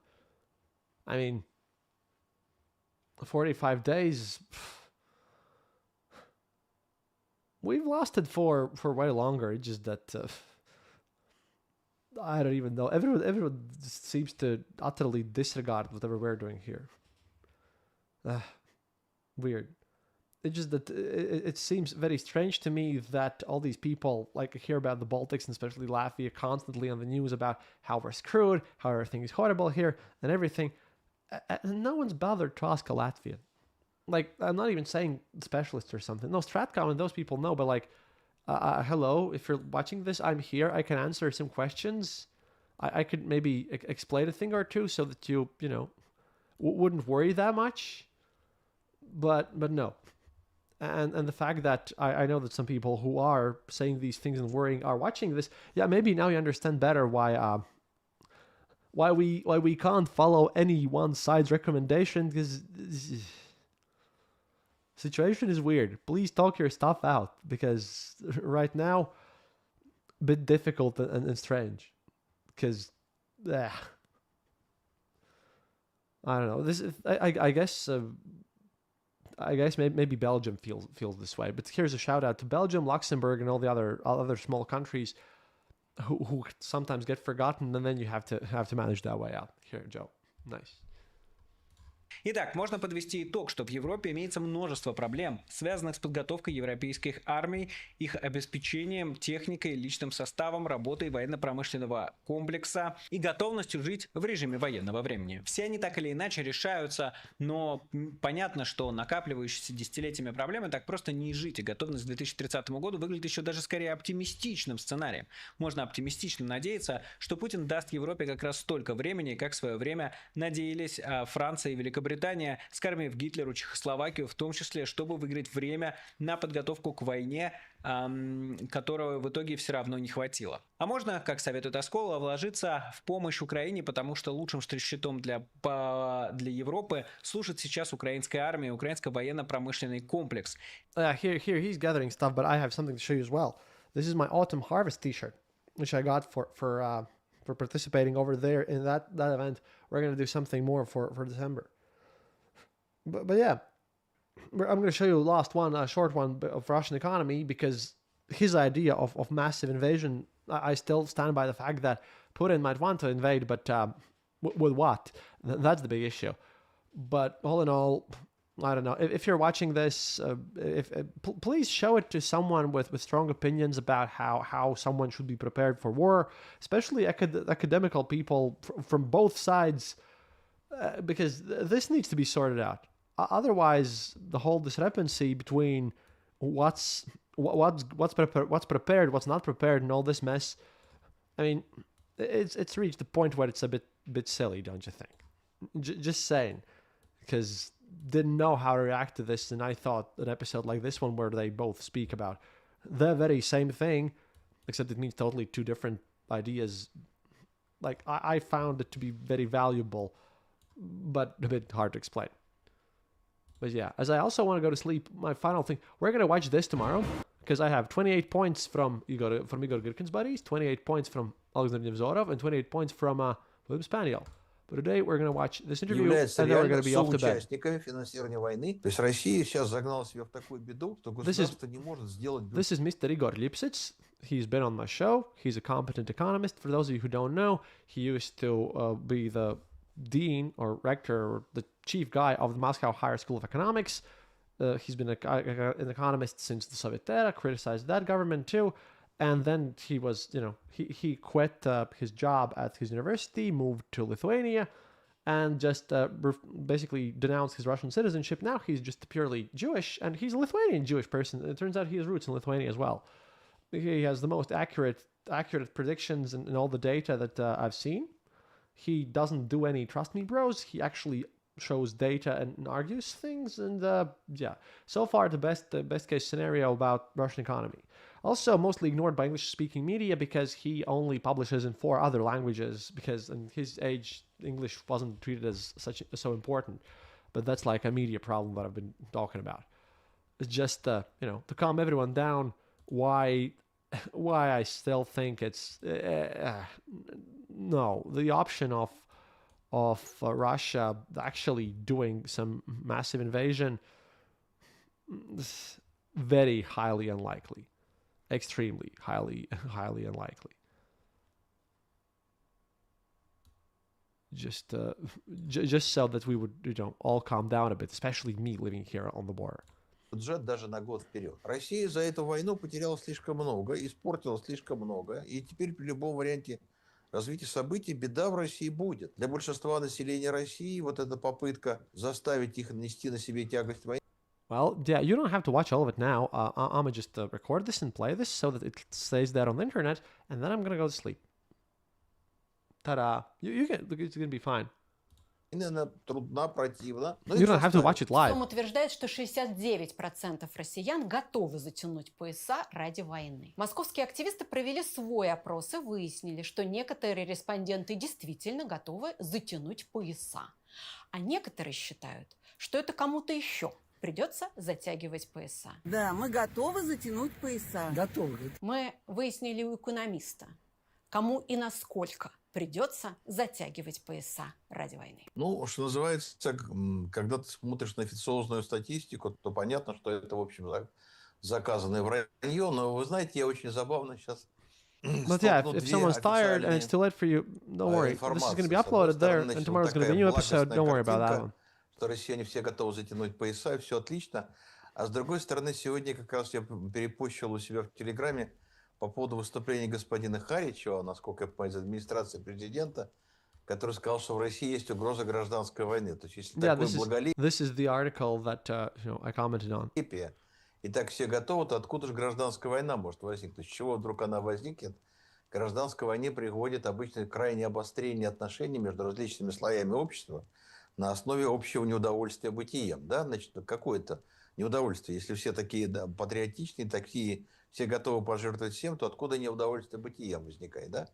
Но тем не менее, как бы вот это выступление сотрудника президента, оно как-то очень ставит под сомнение все, что сказано было, значит, в СОМом по поводу благостности. Ну, так что в этом смысле, конечно, это все такая липовая информация.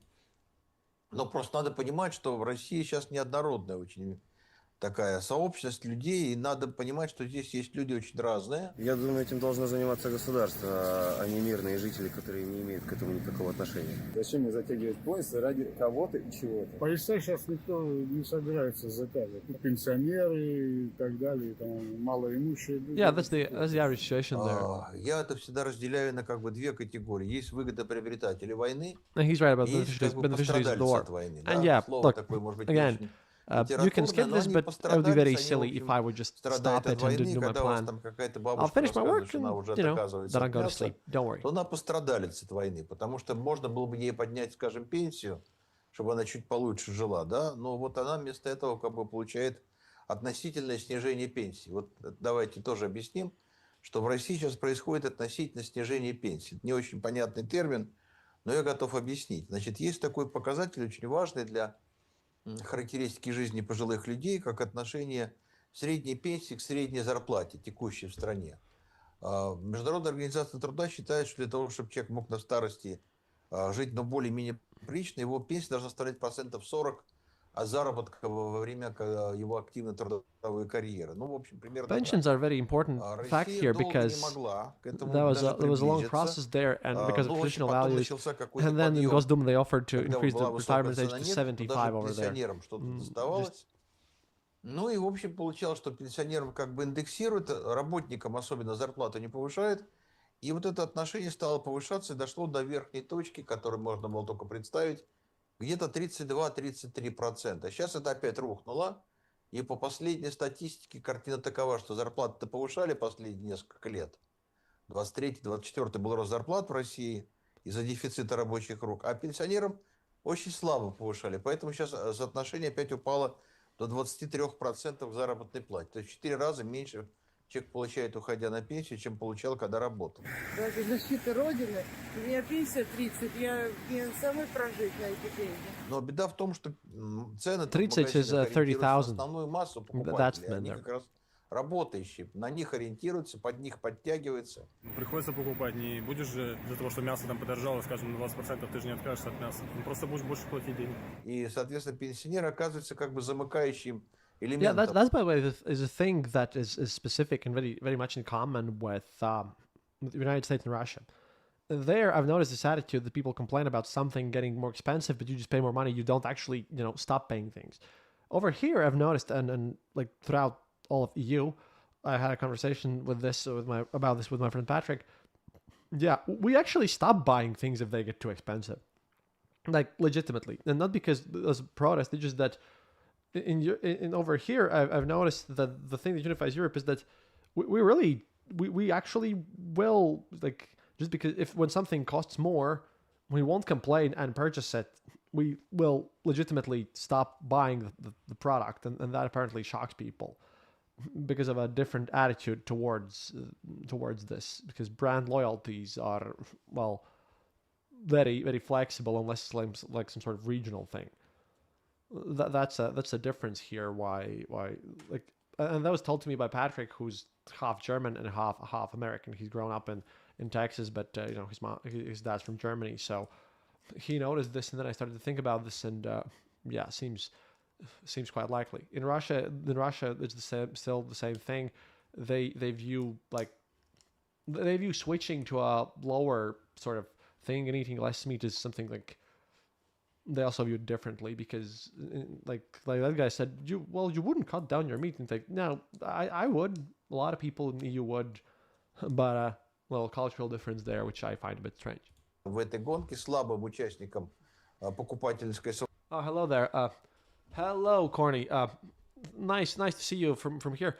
I highly recommend you start watching from the very beginning, because this is an important one. I'm just finishing this one, and then I'll go to sleep. And nice to have you here. I will respond to any questions about the previous content on the chat that you might have here. But really, start from the beginning. It's worth it. And nice to have you, because honestly, it's just that, long story short, for those of you who are joining in now, I saw like two different, like, read the description. It's very accurate. You'll understand once you watch it, because a lot of issues that I think are worth thinking about, that, if left unsolved, could cause problems in the future, and to everyone, including the United States military. So, valuable. But for now, Russian economy, because my final argument here was that, well, yeah, but with what? With what Russia is going to do any massive invasion, because in their current status, I mean, they can try, but the problem is that, well, it's not that easy, because if the people are just worried and starving, and with like rates where they just want to, feed their families, the economy, a soldier who is afraid that his, kids might starve and that everything's going to be bad, not very motivated.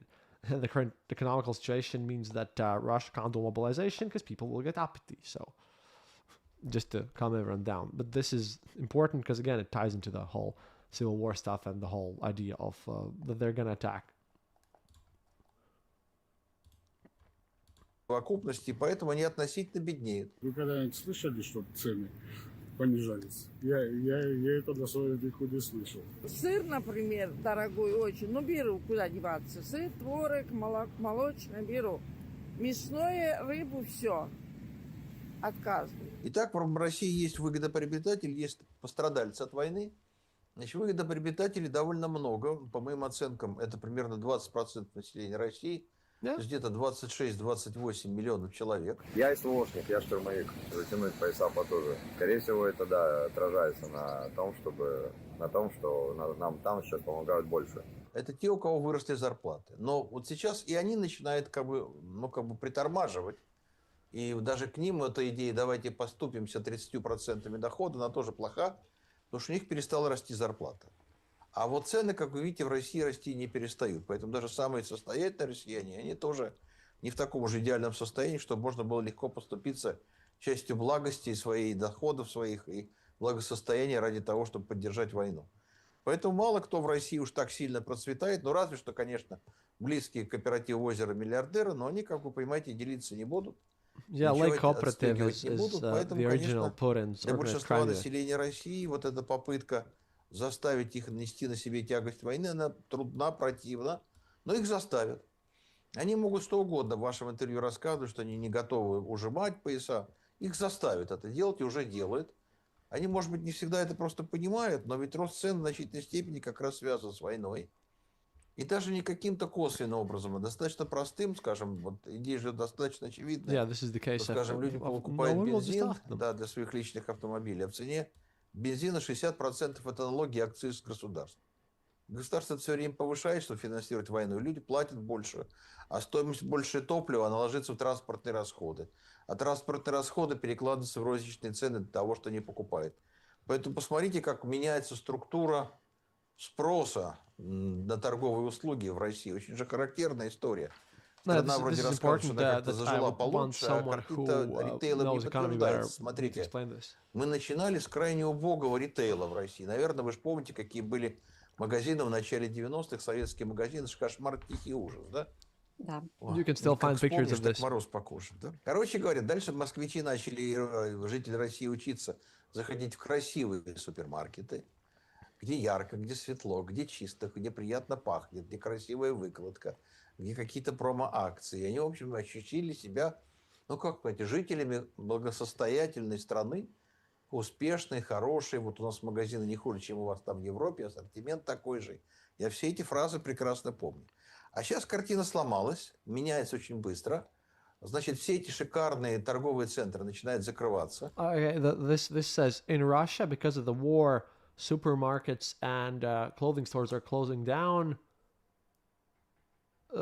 Russians who have gotten poorer don't have enough money to buy their necessities. Сначала под нож пошли гипермаркеты, они перестали давать доход. А дальше пошли под нож моллы, так красиво, значит, названные вокруг Москвы, как вы помните. Значит, а теперь уже под нож пошли большие супермаркеты. И российский ритейл идет в сторону жестких дискаунтеров. Жесткий дискаунтер – это самые дешевые магазины, самые такие, ну как вам сказать, убогие по интерьеру и сомнительные по качеству продуктов питания. Их уже несколько, там Победа, Светофор и так далее. И основная тема, что там иногда торгуют брендами, которые мало кому вообще известны. Откуда они взялись, как они производятся, кто Oh там yeah, что this reminds me контролирует. like back in Не до жира 2008 быть we бы also живы, зато had там stores низкие like цены. that. That И was весь вот сейчас very weird. тренд российского ритейла – это движение в сторону жестких дискаунтеров. Значит, соответственно, жесткие дискаунтеры и маленькие магазины у дома. Reminder that in Russia they have way more lax food marketing products. They don't have the United States FDA or Europeans like quality standards. You don't actually have to show the full ingredient list over there. So 80% of their dairy is full of palm oil. Не готовы, что у них и так плохо. Их заставят это сделать все равно. И будут повышать, тарифы на электричество, будут повышать отопление, все, что только можно. И где-то это будут компенсировать. Но дальше начнется очень любопытная полоса. Значит, где-то будут компенсировать расходы на ЖКХ, где-то не будут. Почему не будут? Потому что региональные бюджеты начинают терять деньги. Люди, наверное, будут говорить, что я что-то утрирую, что я придумываю. Я просто покажу это на примере. Yeah, regional чтобы люди budgets увидели, что я никогда ничего не weird. придумаю. Я просто вижу тенденцию и объясняю, как она будет развиваться. Очень характерным примером здесь является Кемеровская область. Это угольный регион России, и там действительно отопление частного сектора, оно полностью угольное. Но уголь, знаете, разный бывает. И, значит, довольно долго, кемеровцы особого горя не знали, они топили углем, но хорошим качественным углем, называется это сортовой уголь. Но он для кемеровских жителей дорогой был, но нет денег у них. И тогда в Кемеровской области началось датирование цены угля местным бюджетом. То есть часть стоимости брал на себя местный бюджет, и, в общем, люди топили нормальным углем. Все равно не славно, как вы понимаете, жить в угле. Но вот хоть как-то уголь был приличный. А теперь Yeah, my бюджет pellet региональный в here can беде, also work on поскольку рухнула угольная the coal, промышленность, but that она was не just платит налоги, у нее просто убытки, не с чего платить. И, соответственно, значит, бюджет отказался финансировать закупку сортового угля. И кемеровские граждане начали топить угольной пылью. Значит, yeah.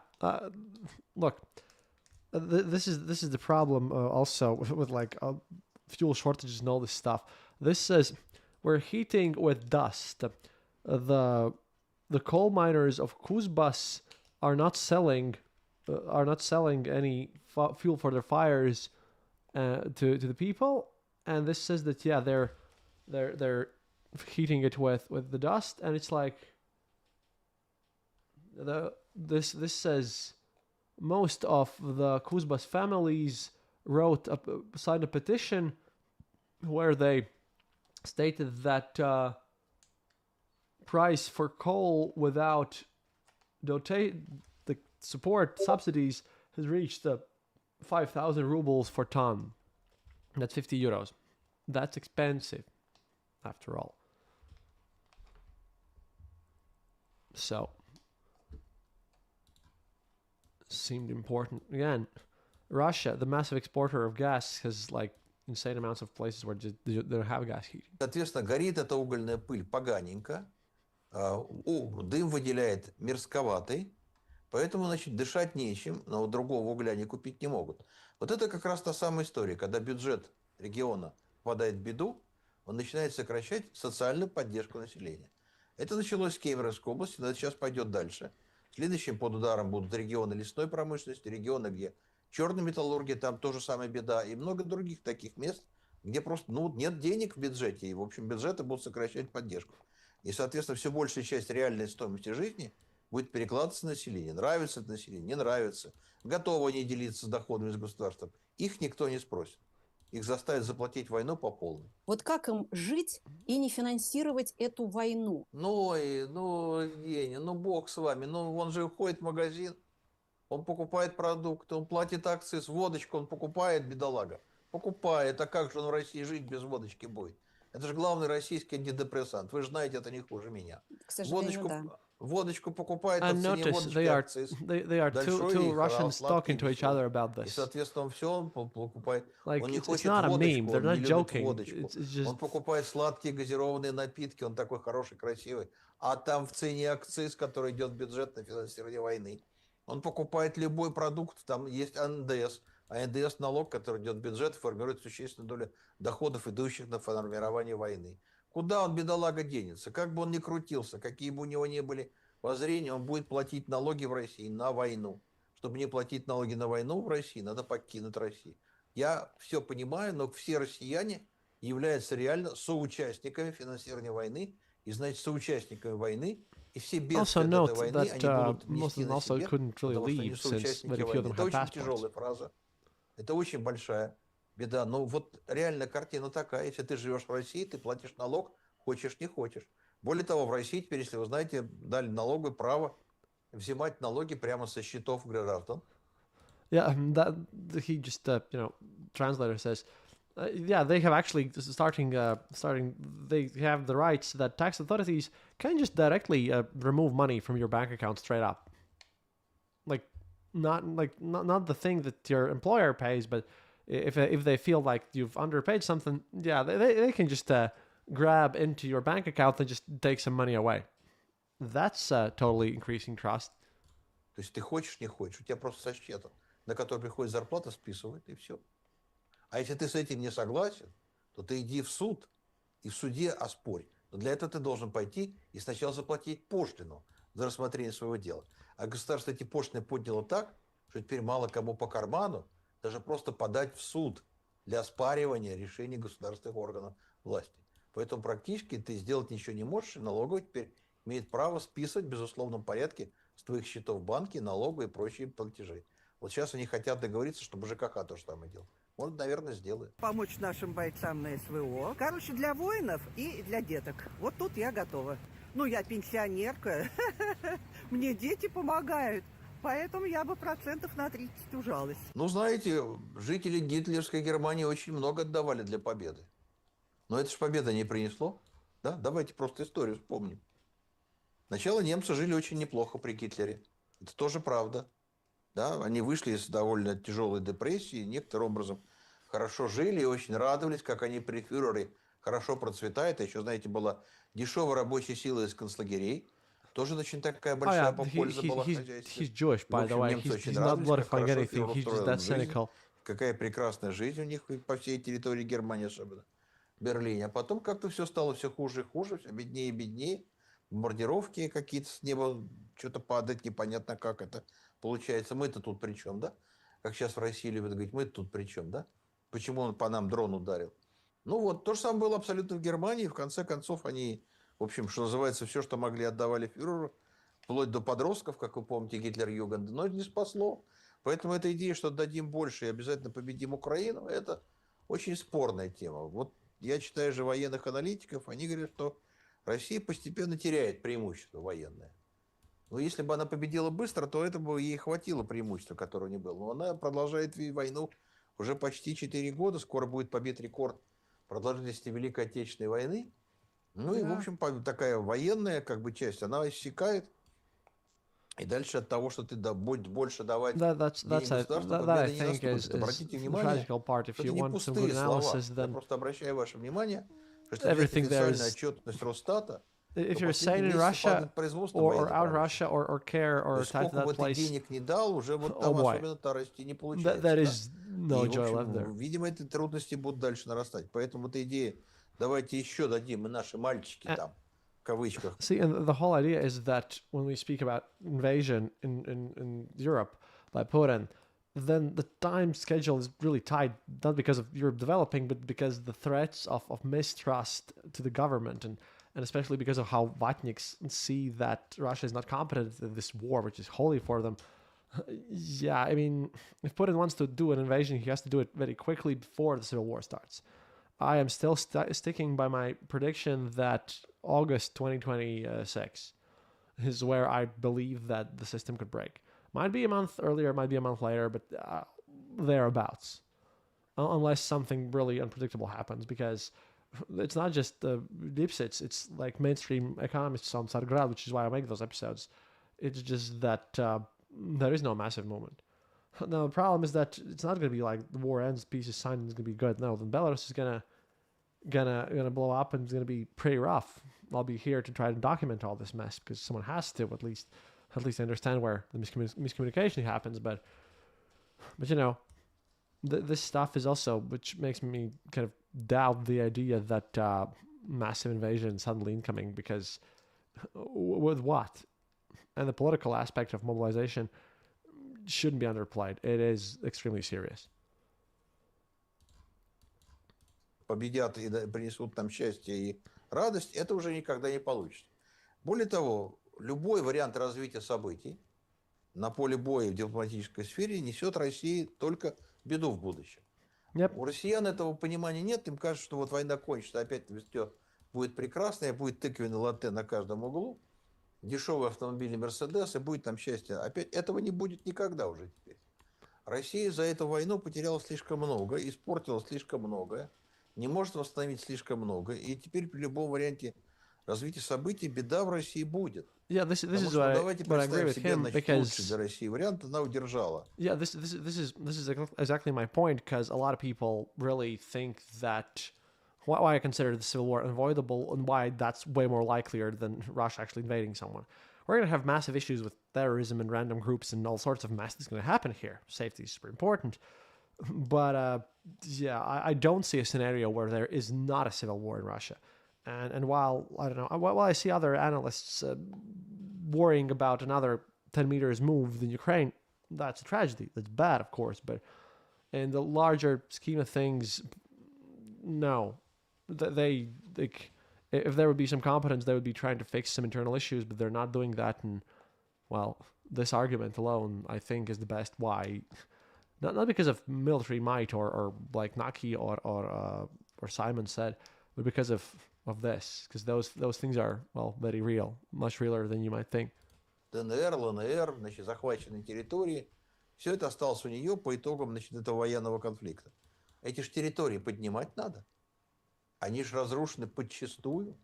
А это же огромные расходы на восстановление коммуникаций, на жилищное строительство, на то, чтобы там появилась хоть какая-то работа для людей, да? Плюс там надо платить пенсии этим новым пенсионерам украинским, да, бывшим гражданам. Это все уже появилось, это все уже будет висеть на России долгие годы. Кроме того, Россия, чтобы вести эту войну, довольно сильно нарастила государственный долг. Я понимаю, что обычный пенсионер таких слов не знает, не понимает. Ему это даже объяснить невозможно, о чем я с ним говорю. Но мы-то же профессионалы, мы понимаем, что Россия финансировала войну за счет наращения государственного долга. Он уже большой. Ну, как вам объяснить? Важно же понимать, какая абсолютная сумма. Люди в России говорят, ты посмотри, какой долг в США. Они мне все объясняют, что я ничего не понимаю. Это такая прелесть. Но дело же не в этом, а дело в том, значит, какую долю бюджета ты тратишь на погашение государственного долга. То есть, насколько ты обременен вот этими текущими расходами. Значит, в США вот при огромном государственном долге это порядка 6,5, там примерно так процентов. В России уже 5,8. Потому что в США госдолг дешевый, там 4% доходность по облигациям. А в России 15%. Просто очень дорогой долг. И этот долг висит на России, от него никуда не деться. На 10, и то и больше лет висит. И избавиться от этого долга нельзя, потому что это долг кого и перед кем. Это долг правительства России перед российскими банками. Потому что банки получают деньги населения, эти деньги потратили на покупку государственных облигаций. Поэтому если государство откажется от обслуживания этого долга и объявит дефолт по вот этому гигантскому военному долгу, то банки лишатся денег и не смогут рассчитаться со вкладчиками. Уж очень портится финансовая ситуация в России, дефолт возможен. Но если он будет объявлен, то тогда, соответственно, погибнут деньги вкладчиков. А если эти деньги не погубить, тогда нужно будет потери банков компенсировать специальными кредитами от ЦБ. Но это будет совершенно безумных размеров эмиссия, а это моментально вызовет в России гиперинфляцию. Поэтому у россиян вот картина такая. Либо, значит, объявить дефолт или всех лишить сбережений, либо сохранить сбережения и каким-то образом спасать банки, но тогда платы за это будет гиперинфляция, как в 90-е годы. И это не рассосется. Это никуда не денется. Дальше. Россия никогда не будет иметь тех доходов, которые она имела до начала войны. Потому что она потеряла европейский рынок нефти и газа. Этот рынок бодро прибрали к рукам американцы. И на этот рынок Россия не вернется. Это значит, что у нее всегда будут маленькие доходы. А это значит, что у нее будет нечем делиться с населением. Потому что все деньги уйдут государству, понятно, а население по остаточному принципу. Это великий принцип российской и советской власти. По остаточному принципу, однако. Поэтому население обречено теперь навсегда, практически до конца своих дней, поколение на 2, жить очень бедно и хуже. Я понимаю, что всем кажется, что я рассказываю какие-то страшные истории, утрирую, но это объективная реальность. Просто поймите, что Россия всегда жила доходами от нефти и газа. Со времен Брежнева, но мы как раз вернулись опять к временам Брежнева. Вот последние дни прошла информация, что объемы газового экспорта в Европу упали до уровней раннего Брежнева. То есть вот мы провалились до вот того момента, когда была сделка газ-трубы, и были проложены вот эти все газопроводы, да, Ужгород, Помары. Вот это все было при Брежневе, но уже не более поздно. А это вот возврат к старым временам, до начала поставок газа. Это, конечно, катастрофа, которую Россия никак компенсировать не сможет. Поэтому на поколение на 2 Россия будет страной с очень маленькими доходами от экспорта, падающими, сокращающими, сжимающими. А, соответственно, ничего другого в России нету.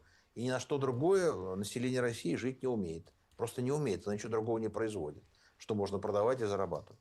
Поэтому, к сожалению, вот эта война, она сейчас загнала Россию в беду, из которой выхода хорошего просто нету. Поэтому россияне могут говорить, мы не будем ужимать потребление, мы не хотим, нам нечего потребление ужимать. Их заставят это сделать все равно. Поэтому, что называется, только помереть, и все, больше ничего не остается. Я прямо скажу, есть кому потерпеть, и это все не мы, люди, народ простой должен терпеть. Есть, которые зарабатывают миллиардами, миллионами, вот они пусть терпят. А мы и так терпим, мы и так экономим. Куда еще экономим? Получается, что суммарно где-то 40% бюджета России идет на войну и силовые ведомства. Ну, считается, что максимальная доля была когда-то в СССР. Это, знаете, время гибели практически СССР, как такой целостной машины. Это время «Звездных войн». Помните, была такая Да, страшная помню. концепция? Да, Рейган навязал. Значит, на этом Брежнев купился, что значит, готовится к гонке вооружений в космосе. Программа Oh yeah, СОЭ, that was помню. taken very seriously. Страшные слова. Молодые даже таких страшных слов не помнят. Они думают, что мы какие-то и придумываем на ходу, изобретаем. Да нет, почитайте, узнаете много интересного. Вот тогда считалось, что доходит почти до 60%. Во время Великой Отечественной войны и вот максимально интенсивной гонки вооружений до 60% доходило. Но это катастрофа. Потому что экономика так жить не может. И в итоге, что называется, мы видим, что уже при Брежневе экономика стала разрушаться. Ну, дальше это гонка на лафетах. И дальше приходит Горбачев, который получает абсолютно разваленную экономику. Он попытался ее, бедолага, поднять. Но уже все было так развалено, что ничего сделать он не смог. Деньги максимально быстро кончились, потому что цена на нефть была же очень низкая. Последние годы Горбачев жил только тем, что брал в долг у Запада.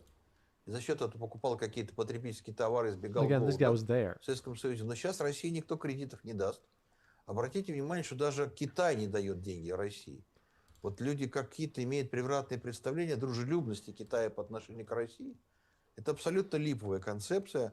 Вот смотрите, сейчас очень смешная история. Значит, Минфин России лет 10 уговаривал руководство Китая. Лет 10, вы вслушайтесь, что я говорю. Разрешить продавать российские государственные облигации в Китае китайцам. Yep. Но они не стали, конечно же. И они, естественно, 10 лет водили по кругу, как глупого, значит, теленка, и не дали такого разрешения. И сейчас происходит очень смешная история. This is the best thing, which if you remember, Chinese yuan is not a convertible currency. So what's happening right now is another reason why we should sort our things out. But no, I highly doubt that anything like this is going to happen Хочет here. продавать облигации за юани внутри России. Одалживать юани, да, ну, те, кто торгует с Китаем, у них есть какие-то юаневые деньги, кто-то даже делал депозиты в юанях, ну, казалось, что это хорошо. Долларов нет, то что делать-то? Ну, в юани будешь вкладываться, с горя-то, ну. Но вот они сейчас хотят, значит, выпустить облигации в юанях, но тут, конечно, тоже опасность большая, это можно создать как раз ту самую ситуацию, как с валютными, помните, ипотечниками, да, когда курс изменился. В начале войны было. И люди попали в беду, эти ипотечники несчастные. Ну, вот сейчас даже будет картина. То есть они все привыкли, что курс 30 рублей за доллар, если помните, да? А потом он раз как-то их существенно выше стал. И выяснилось, что им надо платить за ипотеку в валюте столько, сколько у них никогда денег не было. Они там ходили демонстрации, если помните, по Тверской с криками. Мы же не виноваты. В общем, им, по-моему, так особенно не помогли. И вот государство хочет повторить этот опыт и вложить опять в юанях, при том, что совершенно непонятно, какой будет курс и что будет дальше. Но беда такая, что Россия теряет деньги. Эти деньги никогда такими большими, как были при Брежневе позднем, не будут. Цена нефти нехорошая, низкая. И, видимо, долго будет низкая, ну, не выше 60 мы ожидаем. Есть прогнозы совсем страшные, 52 за бренд. А, значит, Юрос тогда это 40. Yeah, thank you. I'll put this on there. Как были при Брежневе This is позднем, important. не будут. Цена нефти нехорошая, низкая. И, видимо, долго будет низкая, ну, не выше 60 мы ожидаем. Есть прогнозы совсем страшные, 52 за бренд, а, значит, Юрос тогда это 40. Это совсем страшно. Кстати, Роснефть в лице Сечина озвучила, что они в планы закладывают цену 45. Так что не надо думать, что я что-то страшное придумываю, исключительно фантазирую на ходу. Ничего похожего. Поэтому, конечно, россияне не будут иметь доходов, и деньги будут уходить на войну.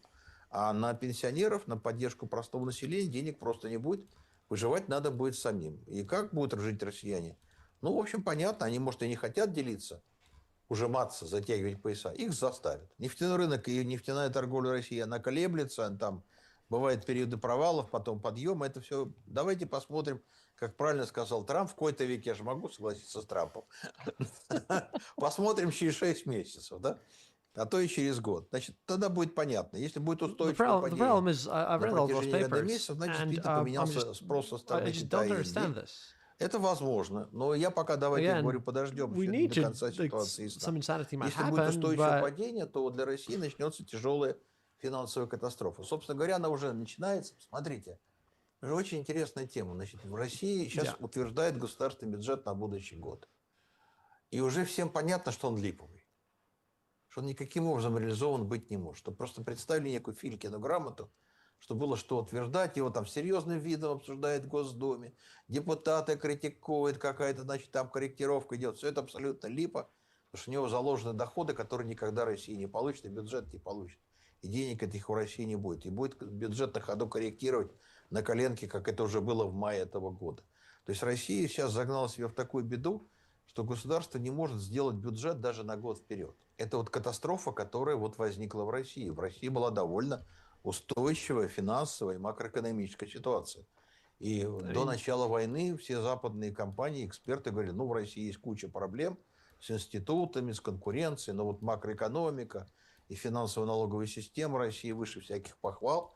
Но война разрушила все это, а это все отзываться будет на население. И населению будут повышать налоги. Нравится это россиянам, не нравится. Уже сегодня этот процесс идет. Я же не придумываю ничего. Я понимаю, что людям страшно слышать в России мои слова, я это знаю. Но процесс-то уже идет реально. Посмотрите, сейчас мы видим в огромной беде региональный бюджет. Мы вам про Кемеровскую область говорили, но это же не только она.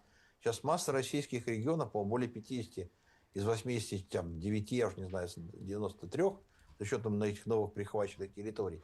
Они уже в беде, у них уже огромные дефициты бюджета. Они сейчас лезут в удавку кредитную. Они берут кредиты у коммерческих банков под 19% годовых. Yeah. Они такие деньги вернуть никогда. Russian regions, by the way, I've checked this stuff out because, again, he meticulously provides documents. A bunch of regions in Russia, exactly like that, are taking loans in private banks for 19%. That's a state region, 19%. I mean, just how do you unify this with somehow doing everything successfully? I have no idea.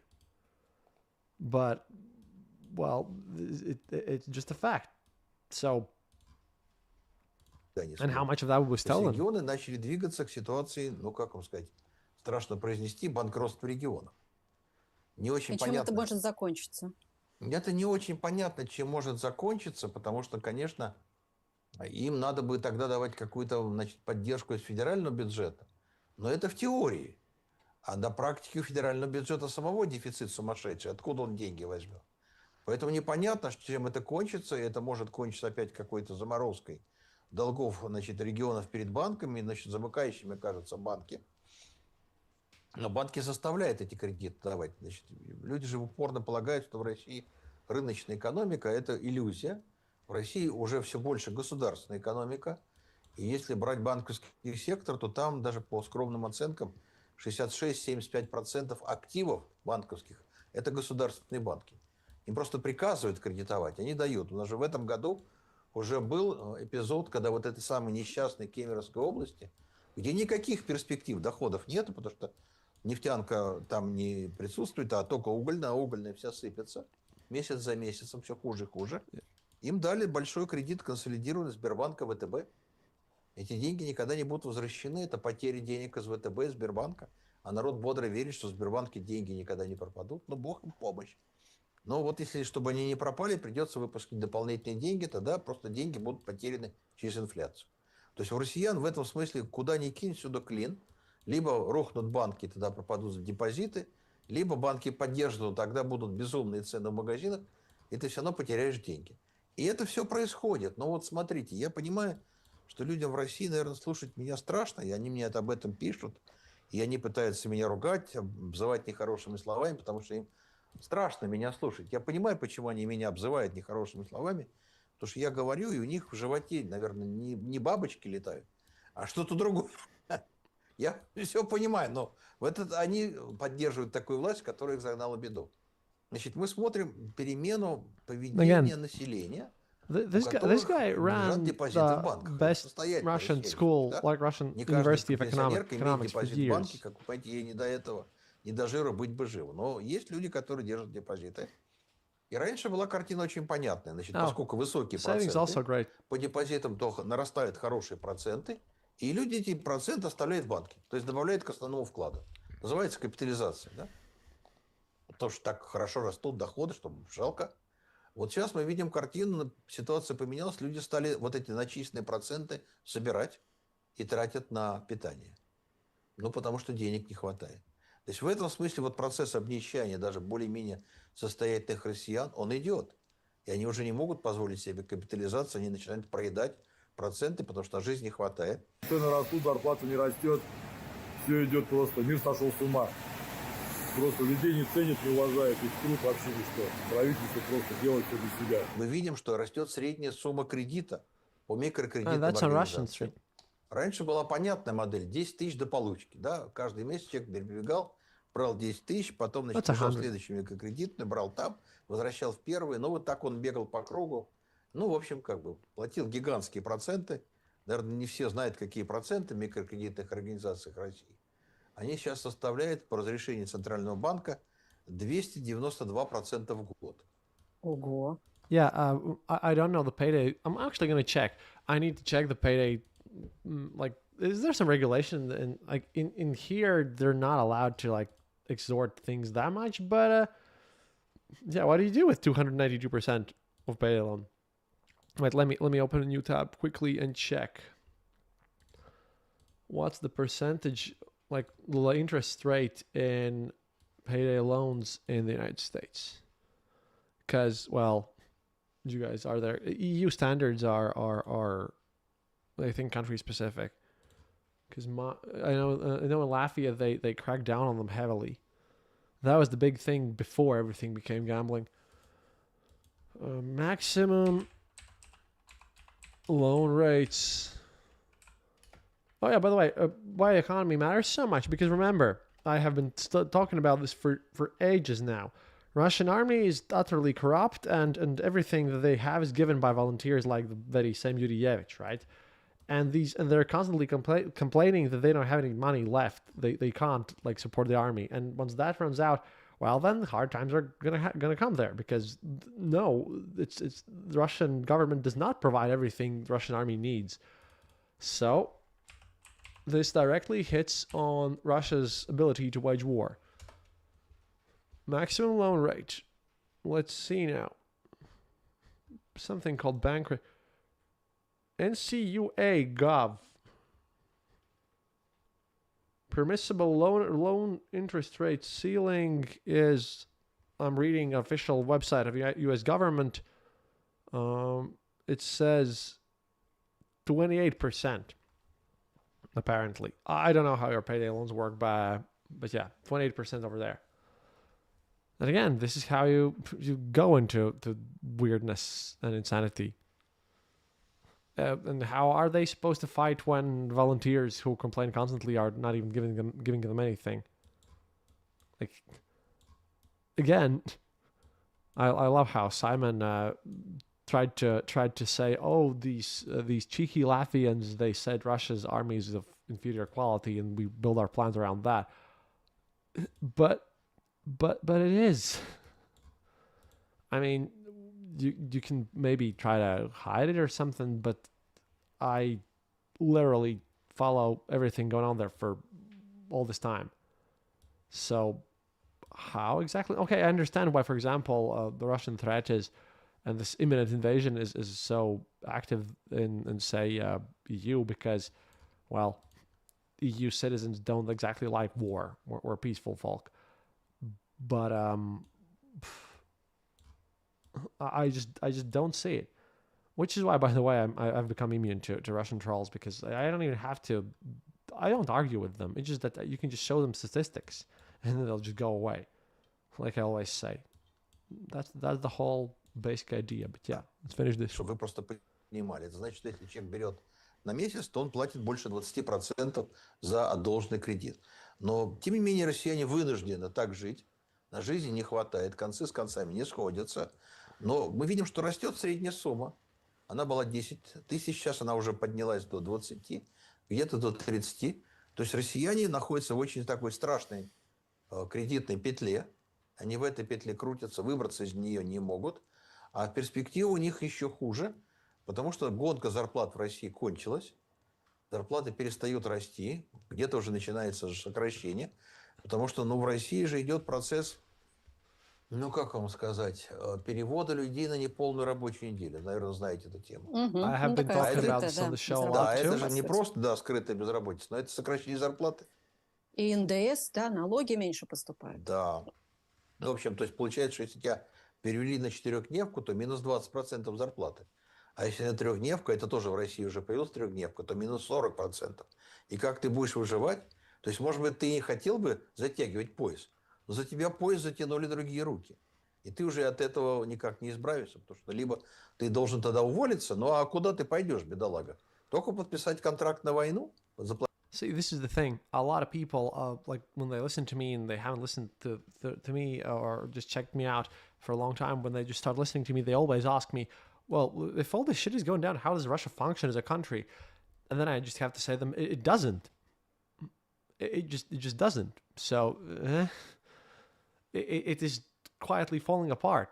Where in the slow process where it was like collapsing slowly, that's over already. Again, I legitimately I know about the August because I made calculations. It's not an optimistic thing.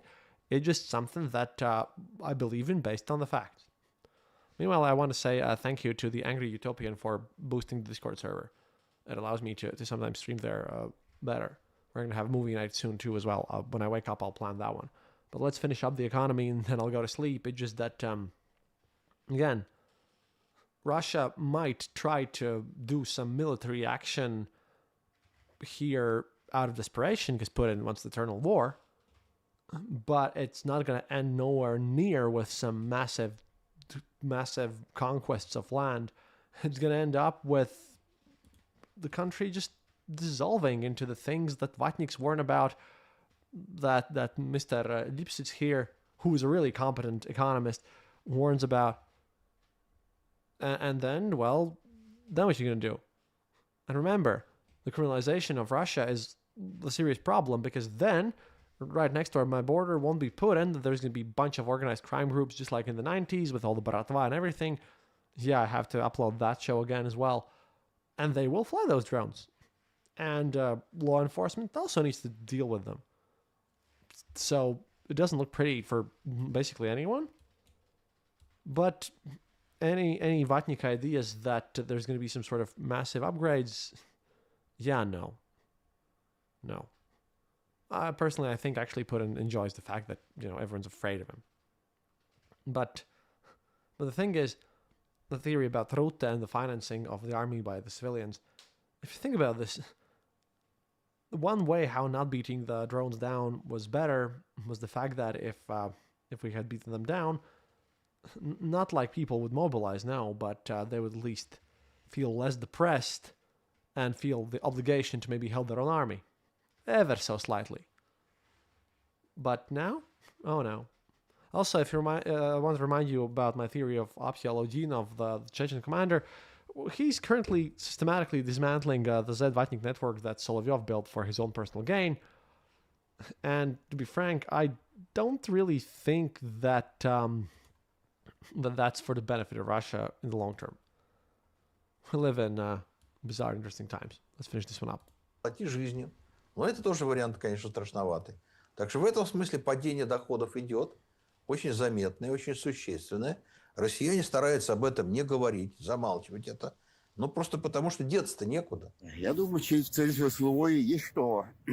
Чтобы экономику нашу поднять, в конце концов. Уменьшить зависимость от западной экономики. Ну, глупый тезис. Почему глупый? Потому что мы обладаем как раз, как жители России, ее граждане, бывшие и настоящие, опытом Советского Союза. Как раз Советский Союз очень сильно и долго пытался стать абсолютно обособленной экономикой и действительно производил все на свете, как я всегда шутил, от баллистических ракет до швейных иголок.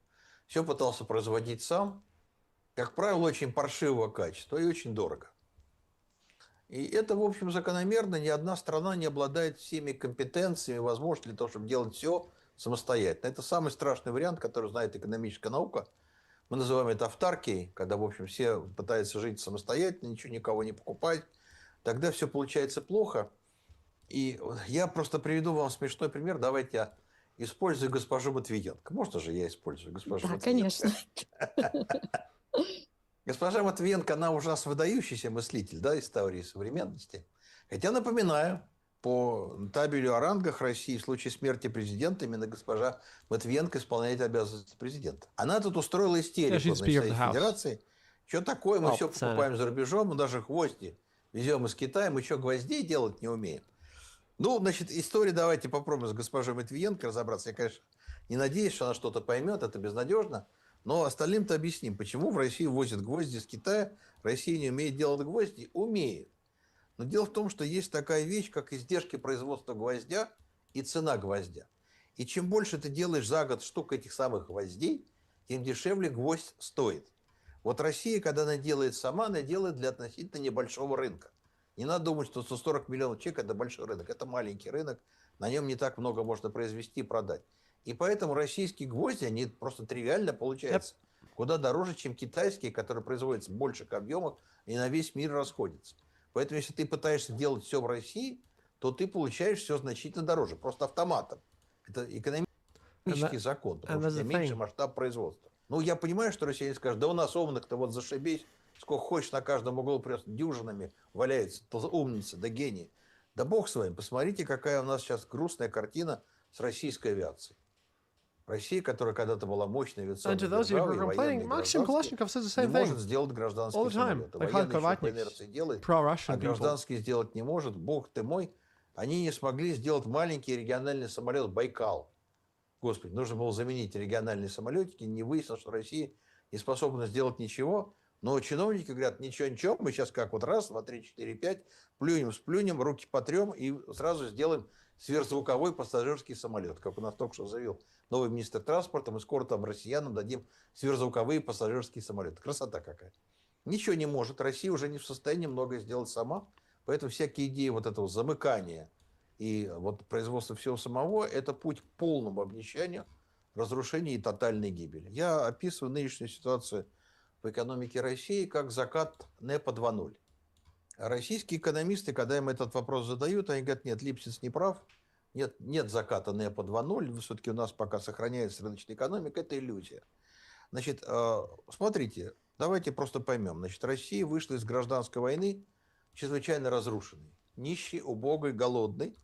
Ленин с горя запустил НЭП, и НЭП решил проблему голода. НЭП was a new economic policy. This was the time period of that is described in my favorite Russian book, The 12 Chairs. The Ostaband that comes from the NEP era. The small business that replaced war communism, which Stalin personally hated. Магазины, создал совершенно другую атмосферу жизни, настроение. И россияне решили, что они так будут жить при советской власти всегда. Но советская власть угробила НЭП, да, отправила кое-кого кое-куда, все национализировала. И дальше страна стала жить все хуже и хуже. А кончилось это, если вы помните, голодомором. Да? Вот россияне сейчас идут ровно по той же дороге. Я понимаю, что я говорю что-то очень страшное. Но логика-то такая. Они сейчас будут, в общем, грабить всех. И крупный бизнес тоже не уцелеет. Некоторые НЭПаны были уверены, что их никто не тронет. Они создали хорошие, нужные стране предприятия. Быстро отправили или Соловки тогда еще послали. Вот, не так далеко. Но вот их отправили, а заводы сдавили национальными, государственными, национализировали. То же самое будет и с крупным бизнесом. Обратите внимание, что в России идет процесс национализации. Он не называется национализацией, ни в коем случае. Никогда вы этого слова не услышите. Потому что тут как бы есть юридическая проблема. Национализация – термин, закрепленный в законодательстве Российской Федерации. И если государство осуществляет национализацию, должно платить компенсацию собственнику по рыночной стоимости национализируемых активов. Естественно, никто этого не делает. Поэтому отъем собственности идет не в логике национализации, а в логике восстановления нарушенной юридической справедливости. Поэтому этим занимается не какая-то экономическая структура. They literally recently stated that they will reevaluate the results of the privatization of the 90s, which basically means that they're just gonna, absorb more actual functioning enterprises into their criminal network. Again, this whole idea is that my complaint with analysts in the West is that they base their ideas about what Putin is planning on the fact that he would somehow care about this whole situation. The levels of not giving a fuck about their own people and everything is just so stunning that I'm not even blaming them for not being able to put it in any academical calculations, because this is just the. See, the point is that in this war, we've also found out that actually North Korea's Kim cares more about the lives of his citizens than Putin, which is just so bizarre that, yeah. And when I say that, yes, I know a lot about the Soviet Union. That was a horrible totalitarian country, but at least it was a country. And I never thought I would say this in my life, but yeah. It's a cartel running things, and nothing of this is based on economy at all. What's going on proves that they just don't know or just don't care. Турагент прокуратуры, который находит всякого рода нарушения, вплоть до того, что собственник начислил себе дивиденды, получил эти дивиденды, вывел за рубеж, вот это есть нарушение, грабеж Российской Федерации. На этом основании мы отнимем аэропорт Домодедово у каменщика и его совладельца. Поэтому, значит, будут под нож пущены все. Yep, that и literally крупный happened бизнес, и earlier средний this year. бизнес, That was и the court мелкий. Собственно, decision. их пустили под нож уже. Что же мы обсуждаем эту тему как гипотезу, когда она уже происходит? У вас отменяют льготу по НДС в этом году, и весь малый и средний бизнес России пускает под нож. Что же обсуждать это как гипотезу, когда с будущего года масса малых и средних бизнесов будет вынуждена закрыться, они окажутся убыточными. Посмотрите, какие сейчас гуляют в интернете эти ролики с несчастными предпринимателями российскими, которые рыдают. Они только запустили свой маленький бизнес, который их стал кормить, а теперь при новой системе с НДС они все убыточные. Им надо закрываться, а на что они будут жить, как они будут кормиться. Они наверняка кредитов набрали, и как они будут гасить, они теперь не понимают. Отсюда полная катастрофа жизни. Но государству нужны срочно деньги на войну. As a nice little side note, Russian businesses are reporting that 25% of Russian businesses are reporting difficulties with the repayment of their loans, including military-industrial complex. Начинает грабить, и не только, значит, каких-то бедняков, но грабит и малый и средний бизнес, а дальше, конечно, и крупный. Он пойдет весь под нож. Я 1,5 года назад сказал, что, в общем, ни один из олигархов ельцинской эпохи не защищен от ударов. Практически есть защищены только те олигархи, которые путинские. Там, Ковальчуки, Ротенберги, но это другое поколение. А вот то первое поколение, они все под ударом. У них у всех могут отнять, у них у всех можно найти какие-то грехи, и под этим предлогом все отнять и вернуть государство. Это запросто. Это был экономист Игорь Липсец и я. So there you go. I mean, we looked at the military misunderstandings. We saw the various ways how miscommunication causes problems. But at the end, one thing that they both overlook is I still have no answer of, okay, Russia wants to invade with their army over there. They might even, do this and actually physically, maybe legitimately cross the border. Okay, and then what? 45 days, Michael Naki said that, Michael Naki on the Russian liberal side thinks that 45 days, oh boy, Baltics are gone. Western analysts give us not even that, not even mention this here. Meanwhile, well, if you adapt your reasons, that's the whole thing. That I'm afraid that a bunch of people make their assumptions about geopolitics on all possible sides without seeing the whole picture. Because again, all of this is coming from Russian news. It's all documented. Just these are things that are happening. So if there's going to be an attack, if Putin goes and does the crazy thing just out of desperation, I'm not even worried about myself, and I live next to the border. I know how it's going to be here. I know what to do. I have a plan. I know that we're not fucked. We're going to be okay. But what I'm afraid of is that due to some miscommunication, turns out that, a massive amount of Western soldiers die, for example. Or that the war plans are built based on the idea of these 45 days. Or the fact that not even they exist because of some faster overrun. There are so many ways how things can go wrong. And once again, just because Russia, I don't think, can invade, or if they can, it's going to be until the end of the year. And then you'll know, because, I'm here. And also, if I would think that, in a way, I've put my money where my mouth is. I moved to the Russian border. Okay, it's not just empty words here, which is, I guess, my best argument is that I honestly don't believe it's gonna happen, so I didn't feel bad about moving here. Like, at least that should at least serve as an argument if you utterly refuse to take into account any of these facts looked over today. I'm here. I'm not going anywhere. I feel nice. So let's just get everything else in order. Because my biggest fear is that we're going to make some mistakes, and when that whole mess collapses, and when the Girkin's buddies start doing crazy shenanigans, when there's like a massive conflict in Belarus, because that's definitely coming, when the world is going to explode even further, if there's not going to be a plan, and if the chaos is going to increase, then, well, we already have populists and people who make mistakes, and not even because of their own fault, because of the lack of some global picture. I mean, this world has been a pretty horrible place to live since COVID hit, right? I know that the kids today are traumatized because at least in Latvia, a bunch of them in their whole high school didn't even see any of their classmates. And it's not going to get way easier here. It's just that we have to at least focus on managing this and organizing this stuff.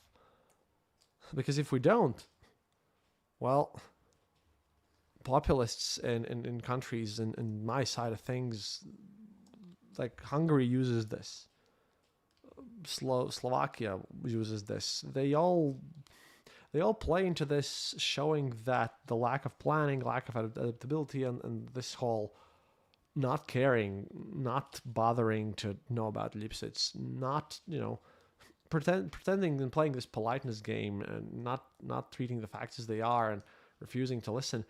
That just plays into the far right, and I might criticize the West, whatever that is, but I deeply love the EU. It's the most successful project that I actually genuinely care about.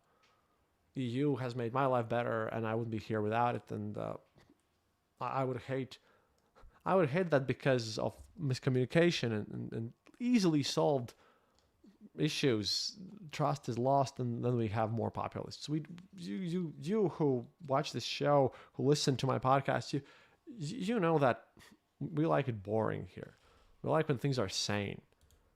And I mean, we could worry and sit down and just panic about how the Baltics are gonna, instantly lose, either instantly or in 45 days, or, and just hear me out here, we could focus on the reality, because at the end, if Western analysts refuse to change their opinion and recommend things that just don't work, well, then obviously people will not trust them next time.